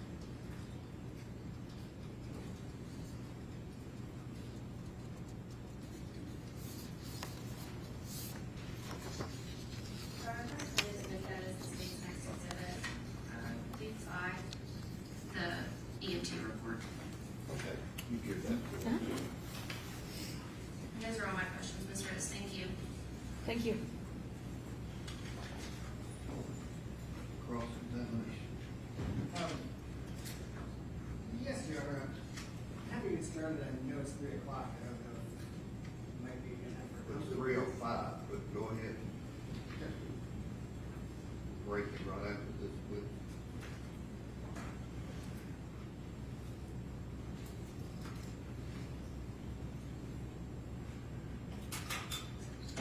Good afternoon, Miss Rose, right? Yes, sir. I'm gonna do my best to remember that because I know your report says Miss Agrawal. Yes, sir. right? So I apologize because at the top of my notes here, I have Agrawal written on every page. And so Oh, that's okay. I hope I don't confuse that. That's okay. That report that you create that's been introduced, that's something you create in every case, is that right? That's correct. And so sometime, obviously not when you're in the middle of a call, but sometime later you collect all the information and everything you remember and you write it down in your report, right? That's correct. And it's important for you to be thorough and include all the information, right? Yes. And so, especially in a serious situation like this, where several years later you've got to come testify, is that kind of what you use to refresh your recollection? Yes. So, it's not a super long report. It's about maybe five pages or so. Does that seem about right? Mm-hmm. But it's got a lot of like technical details in it, right? Correct. And a little narrative about what happened. Is that right? Yes. Were there other materials that you reviewed in preparing for your testimony today? Just the report. Just that report? Yep. Did you have like a real clear, independent recollection of this night? Yes, it was pretty clear. Very clear. Mm-hmm. Was there something about this night that allowed you to recall specifically 3 years later? I mean, losing a baby is pretty kind of traumatizing. Did you follow this case along afterwards? No. No. Okay. So how did you know that the baby passed away? I mean, I reached out the next day and got a report, but past that, no. Okay. So you did follow up the day later, Yeah, just a day later. but not a week later or 10 days later? Nope. And you've done some case prep. Yes. So you know that there was a murder charge that we're here, right? Mm-hmm. And Mr. Taylor's on trial, right? Yep. So went to the grand jury and there's been an investigation and all that stuff? Correct. Right? Okay. And you've met with the district attorney's office and prepared for your testimony here today? Correct. But the only notes or anything that you've kind of used has been this report that's been introduced? Yep. Okay. So, I'm going to ask you a few questions about kind of how you ended up out there, okay? Mm-hmm. Now, your initial call in this report is that you were actually dispatched for an overdose. Is that right? So I don't recall because the CAD kept changing. He kept telling dispatch different things throughout the CAD, or Okay. throughout the report. But that report, the very first line in your narrative says you're dispatched for an overdose. Is that right? That's what it says, but again, this was 2 years ago, so, I mean, So you don't actually remember why that is in that report? whatever's in my report is that's all I remember. Okay. Well, I guess I'm asking, the report says you were dispatched for an overdose. Is that right? Again, I don't recall. I remember the allergic reaction part. He kept telling dispatch different things. That's all I remember. Well, hang on a second. Let me back up a second. You're not on the call with dispatch, right? We get updates through dispatch on our CAD. Okay, so you can see like a CAD scrolling along in the Yes. vehicle? And so you're seeing, we got new information, it's an allergic reaction. We got new information, it's an overdose. We got new information, it's something else. Correct. Okay. So you specifically remember seeing that on this call? Correct. Okay, what time was it changed from an overdose to an allergic reaction? I don't have the exact times. How many times was it changed between an overdose and an allergic reaction? I don't recall. If I passed you a copy of the CAB report, I'll pull it.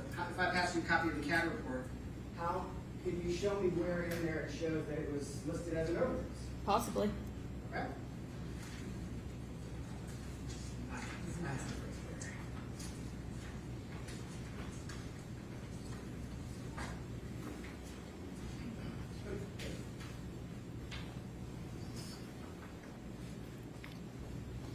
Thank you, sir.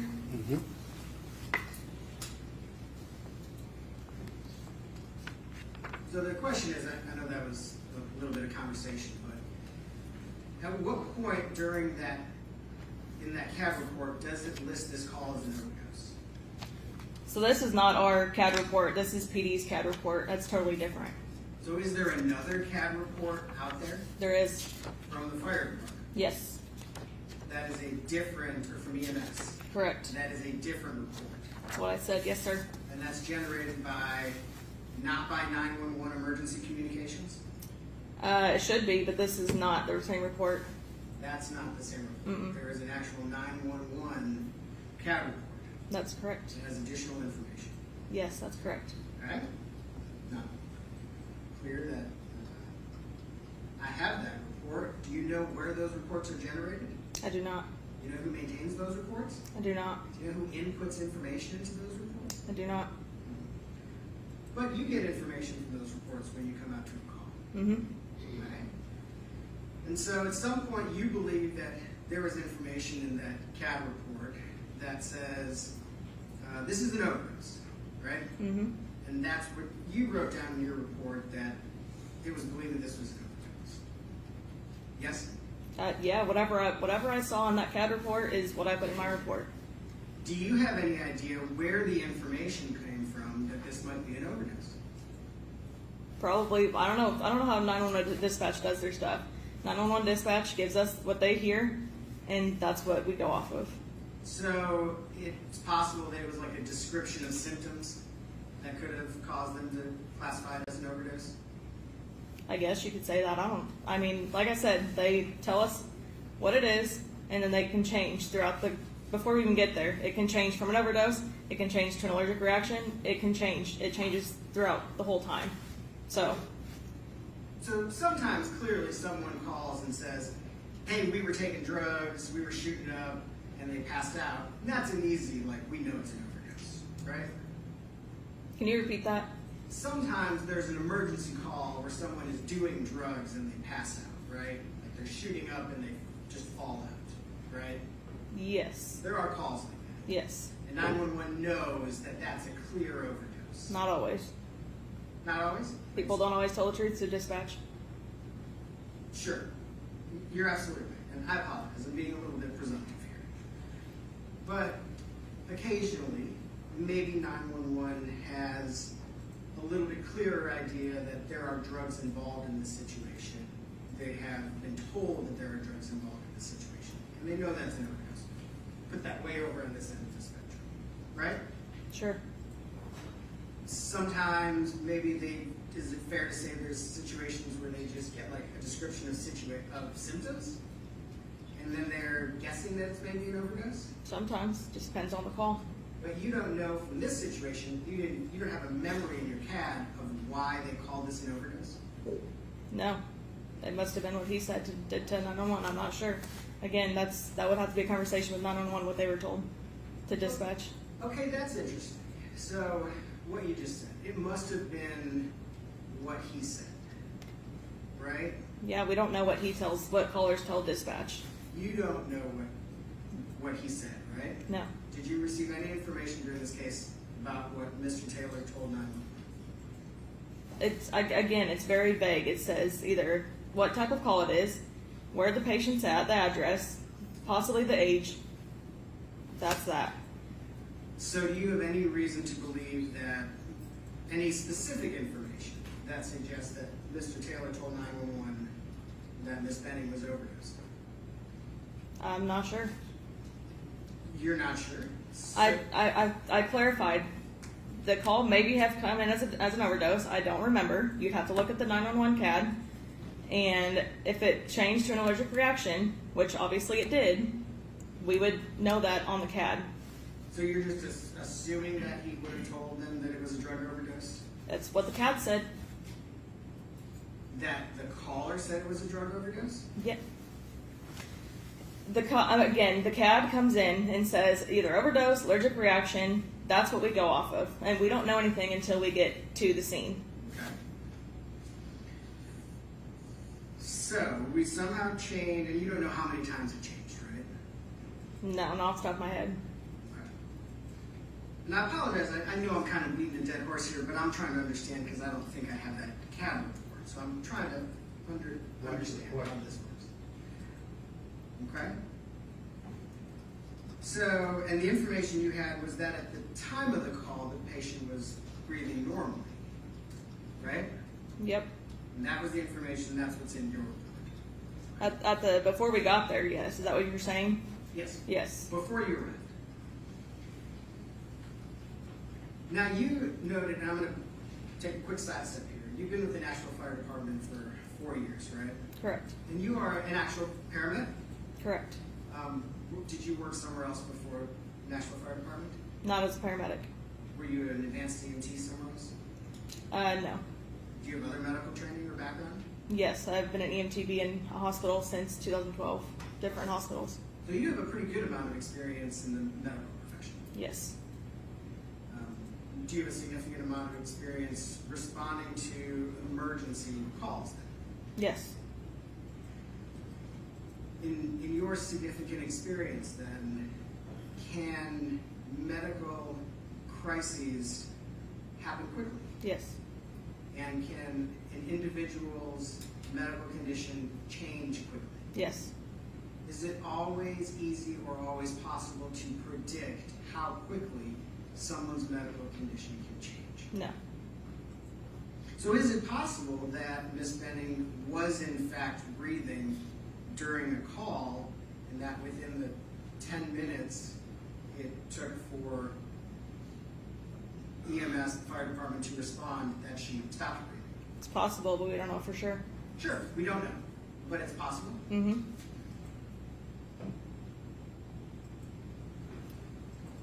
I think you mentioned this. I just want to make sure while we're looking at this first part, you did know, Mr. Taylor did tell you guys right up front that Ms. Benning was pregnant, right? After we asked him, yes. Okay.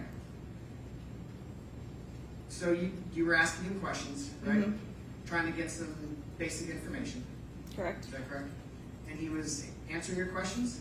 Correct. Well, we asked him about medical history, and all he could tell us is that she was pregnant. He couldn't tell us how far along, nothing. So that's the only thing he told us. Okay. And you don't know whether he was just doesn't know a lot, do you? We don't know. He You couldn't don't- answer anything. Sure. Okay. But he did tell you that she was pregnant, Mm-hmm. right? Okay. If I could see Exhibit 5, I think that the most recently introduced exhibit. A report, The report, yes. you want her to see it? No, I'd like to see it. I think we could do some things. John? I'm good with it. Unfortunately, I apologize. I don't have a very fancy presentation with little things snipped out, so we'll kind of have to do this the old-fashioned way. I have to hit a button here. Yeah. Okay.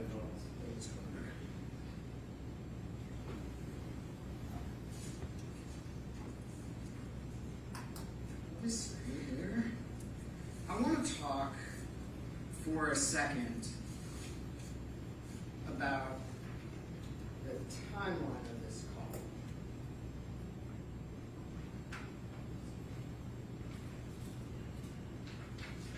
Let me get to this page. Okay.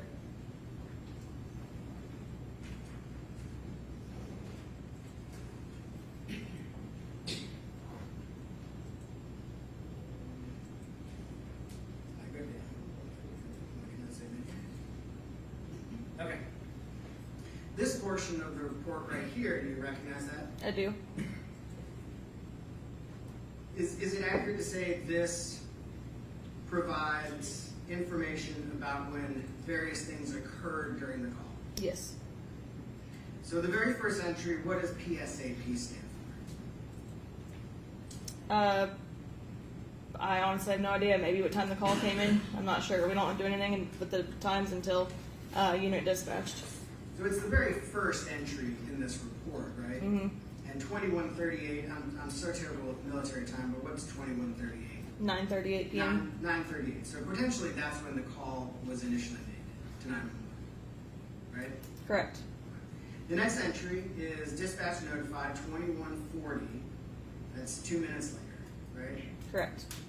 And is that the time between the call was made and they're finally dispatching you guys, telling dispatch we need somebody to get out on the road?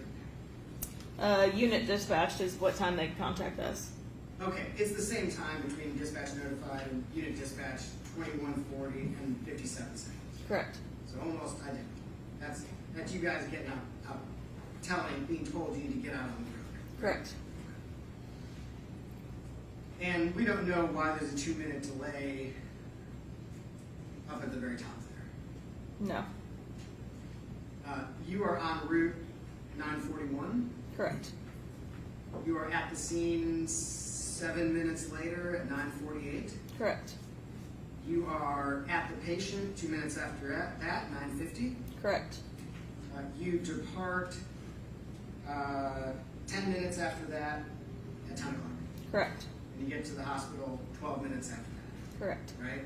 That seems about accurate to your recollection of that night. Yes. One thing I wanted to kind of clarify from your testimony before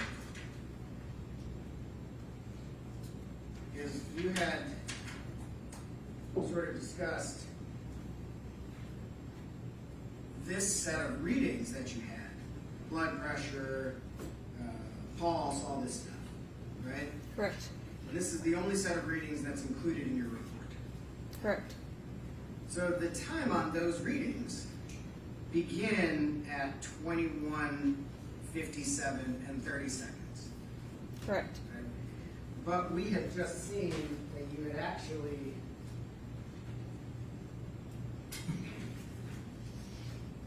arrived at 21:40 and gotten to the patient at 21:50. I mean, it's very easy for times to get mixed up in an emergency. Okay. It's an estimate, pretty much. Is it possible that this set of readings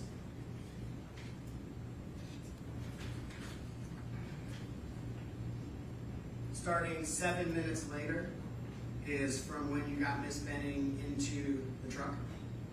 Possibly. So we're not totally sure what her blood pressure, pulse, all that other stuff would be like the minute you got there and got to her at 12:50. We do know because I manually checked it. Well, let me ask about this. There is a note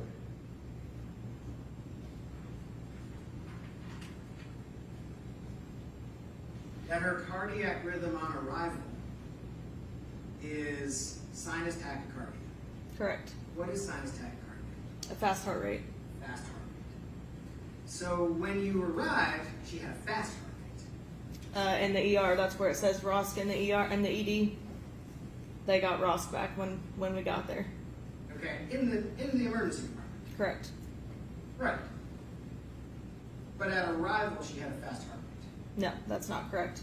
Well, it says cardiac rhythm on arrival at destination. Correct. When we got her to the ER and got her over, that's when she had the sinus tach. At the emergency department. Correct. So where is it that is the arrival on this? Can you say that again? Arrival Is where? it PEA the arrival event? PEA is what she was in the whole time that we were with her. And that's like no heart rate. Correct. So sinus tachycardia is when they got to the emergency department. Yes, after our care was transferred over already. And that's after she's being administered Epi and Narcan and whatever else. Correct. they do. How that worked. So let me ask, is it possible that her heart rate, like we sort of mentioned, her heart rate breathing condition could have changed in a minute? It's hard telling. It's possible. It's possible. Don't know for sure. So she could have been breathing, could have had a heart rate at 9:45, Yeah, I can't tell you what it was before we got there. but it is possible. It's possible.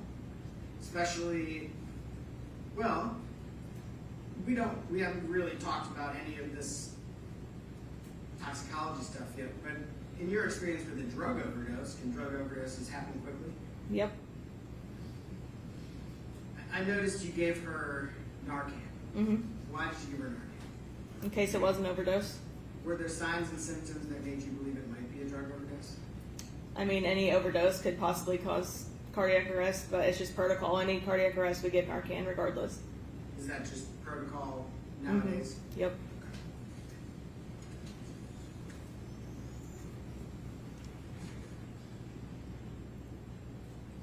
In your substantial experience dealing with medical emergencies, serious medical events, do the people who are present for medical serious medical emergencies, serious medical events, always react the same No. to those things?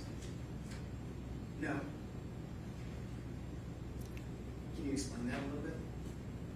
I mean, it is what it is. Everybody acts differently. Okay. Is it fair to say that being present for a really serious medical emergency is a traumatic event? Yes. So is it fair to say that sometimes people react differently to traumatic events? Yes. Sometimes people are calm, cool, and collected. They're always right on doing exactly what they're supposed to be doing. Is that sometimes you see that? I've never seen that. Sometimes people are screaming and crying and shouting. Mm-hmm. Sometimes people are, I don't even know what other options there are, but there's lots of ways that people react. Is that right? Correct? Can you always predict how someone's going to react? No.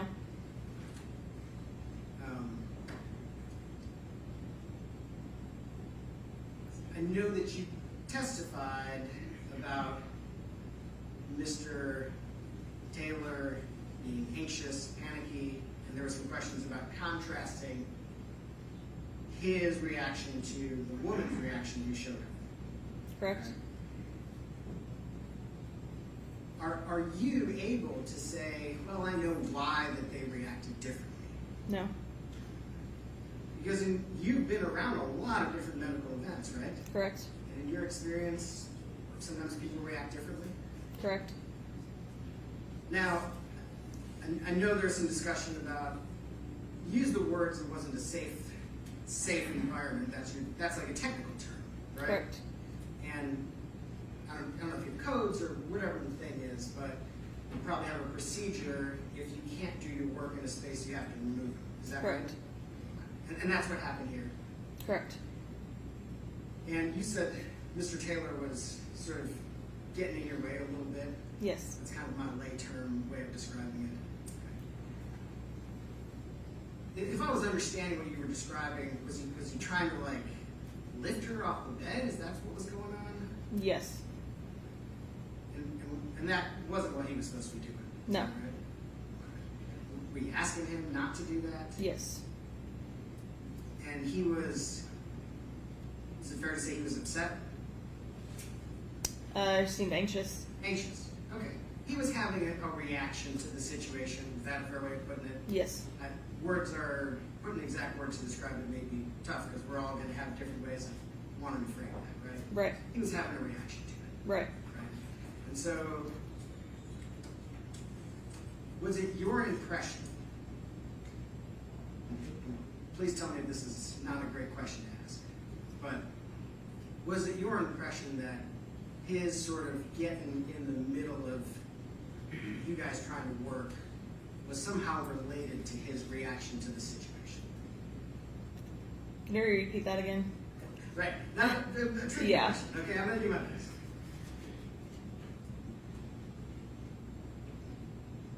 Do you think, just by what you saw, what you experienced, you kind of being there in the moment, Mm-hmm. that his getting in the middle, trying to lift her off the bed, not listening to you, the things that you've described, did it seem to you that that was related to his reaction to the situation? Possibly. Could be. I don't know for sure. That's fair. I appreciate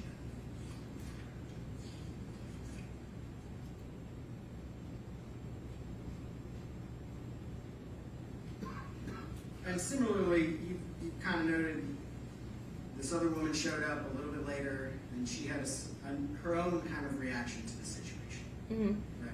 Correct. And it was different. Correct. And we've been trying to put some kind of words to it, but there were different reactions. Yes. If I can just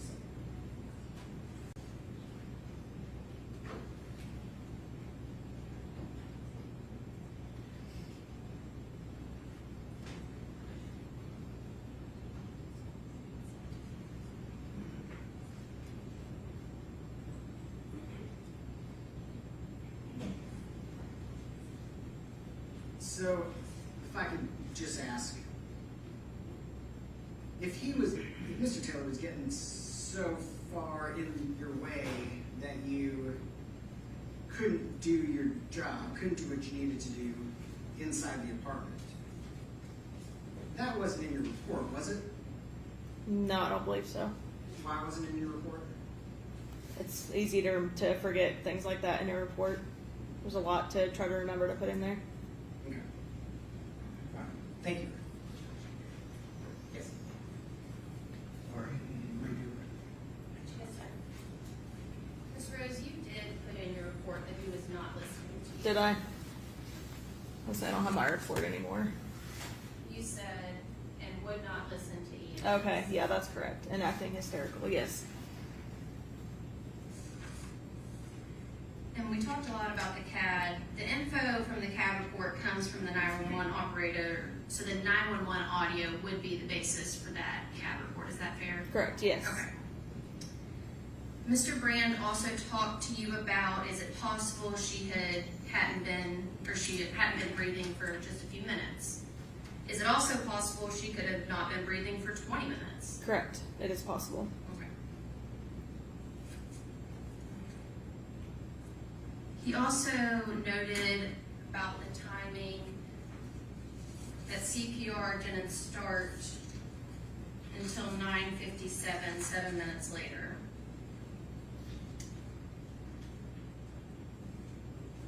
And that's because Mr. Taylor was not listening to you and you could not try to save her life in the apartment. Is that correct? Correct.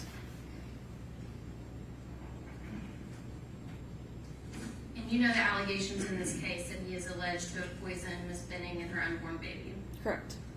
Did he act like he was concerned for the health of Miss Benning and her baby, or did he act like he was in trouble? More like he was in trouble. Okay, could you describe that for the jury?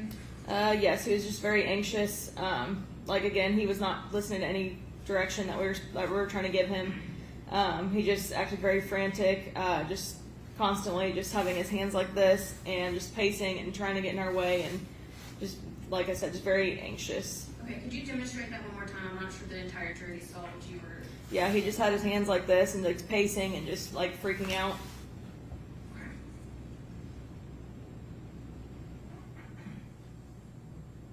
And when you rolled Miss Benning over, well, I guess let me ask it this way: at what point was Mr. Taylor trying to touch Miss Benning? It was immediately the second we rolled her over. He tried to get his hands on her and try to control what we were doing.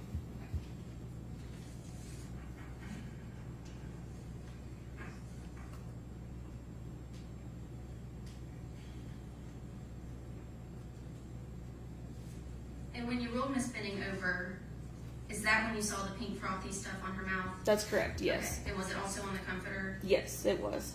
Okay. And Miss Benning was limp? Yes, correct. Those are all my redirect questions, Your Honor. Any other questions? Yes, thank you. Ms. Rose, control what you were doing is a very strong word. Was he removing your hands from her body?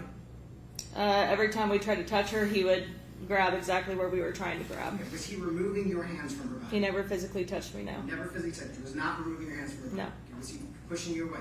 No. Was he getting in front of you to keep you from touching her? Yes. Standing between you and Miss Benning? Yes, he was trying to touch her while I was trying to assess her. Was he standing physically between you and Miss Benning? Next to her, yes. Was he standing physically between you and Miss Benning? No. No. Thank you. Were you able to lift Miss Benning off the bed? We tried to, and we had to wait for our firefighters to get there. Okay. So you and your partner, Miss Baldwin, Mhm. is it correct you were not physically able to lift her off the bed? Correct. Did Mr. Taylor lift her off the bed? Yes. I know he wasn't supposed to, but did he? He did. Okay. So when you say he was putting his hands out there, like, as if he was trying to be helpful? No. Misguided, but as if he was trying to be helpful? No. So he's like moving your hands off? I told you he did not physically touch me. Okay. But he's getting his hands in the way, but he's not Yes. he's not shooting your hands off, is he? Yes. We told him not to do that so we could do our assessment, and he did not listen. He kept touching her. But he's touching her, he's not shooing your hands off, right? Correct, that's what I said. Okay, so he's touching her, which he's not supposed to. So let me ask this question, because you've sort of testified that he has, his anxiety is a guilty person's anxiety as opposed to a worried person's anxiety, and I want to explore where you are drawing that opinion from. So a worried person who's not listening, how would a worried person who's not listening be behaving in that situation? Again, it's hard to tell. She asked me my opinion, so I told her my opinion. Sure. Yeah. Well, let's get the basis of that opinion. So he's touching her, he's not listening. If he was a worried person not listening, how would that be different? I feel like if he was worried, he would have let us do our job to try to save her. Okay, but you said people react in all sorts of different ways to trauma, right? Correct? Okay. So a worried person reacting to trauma and getting in the way and just not listening, how would that be different from someone that you're testifying is kind of nefariously doing it? Can you repeat that? Okay. If he was worried and not listening to you, how would that be different? I just feel like if anybody was trying to be wanted the best for the patient, they would let medical professionals do what they need to do. That is ideal. I do understand that that would be the ideal situation. But, and you and I discussed this a little bit earlier, not everybody reacts to trauma in the same way, isn't that correct? Correct? Okay. Sometimes people are hysterical, sometimes people are screaming and crying, all sorts of different ways, right? Correct? Do sometimes people not listen to you when they're reacting to trauma?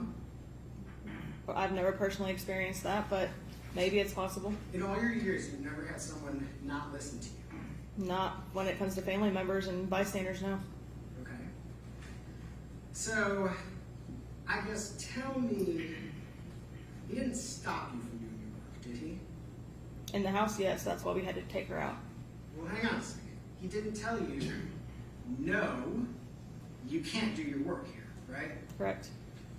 Do you have any reason to believe that Mr. Taylor has medical training? I have no idea. Do you have any reason to believe that Mr. Taylor has knowledge or experience with paramedic or National Fire Department protocols? I have no idea. Do you have any reason to believe that Mr. Taylor would know or should have known that if he tries to help, you can't do your work? I have no idea. So, when you say he was trying to stop you from doing your work, why would he have any reason to believe that his misguided efforts to help would stop you from doing your work? I'm not sure.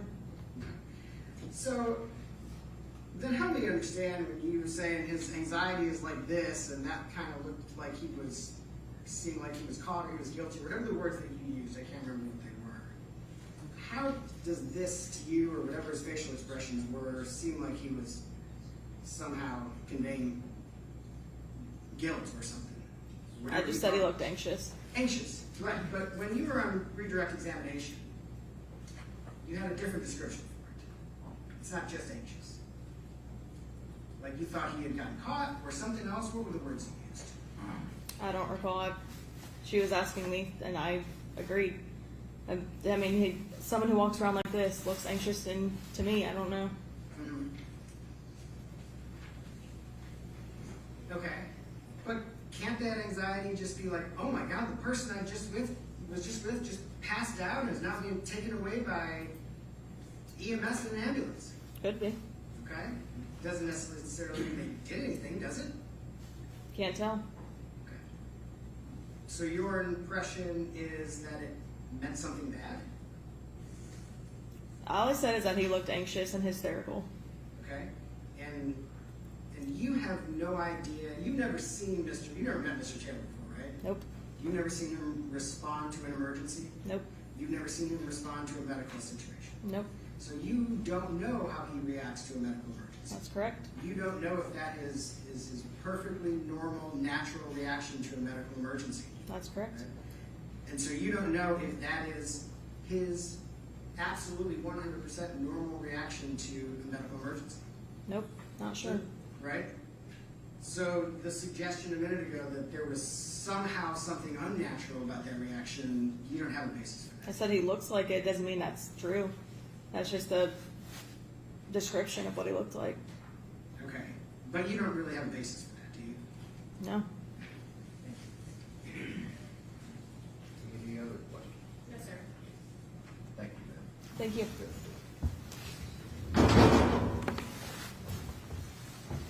Your Honor, may we release this witness? Thank you. please do with the jury if you'll step down the hallway, we'll take a short break.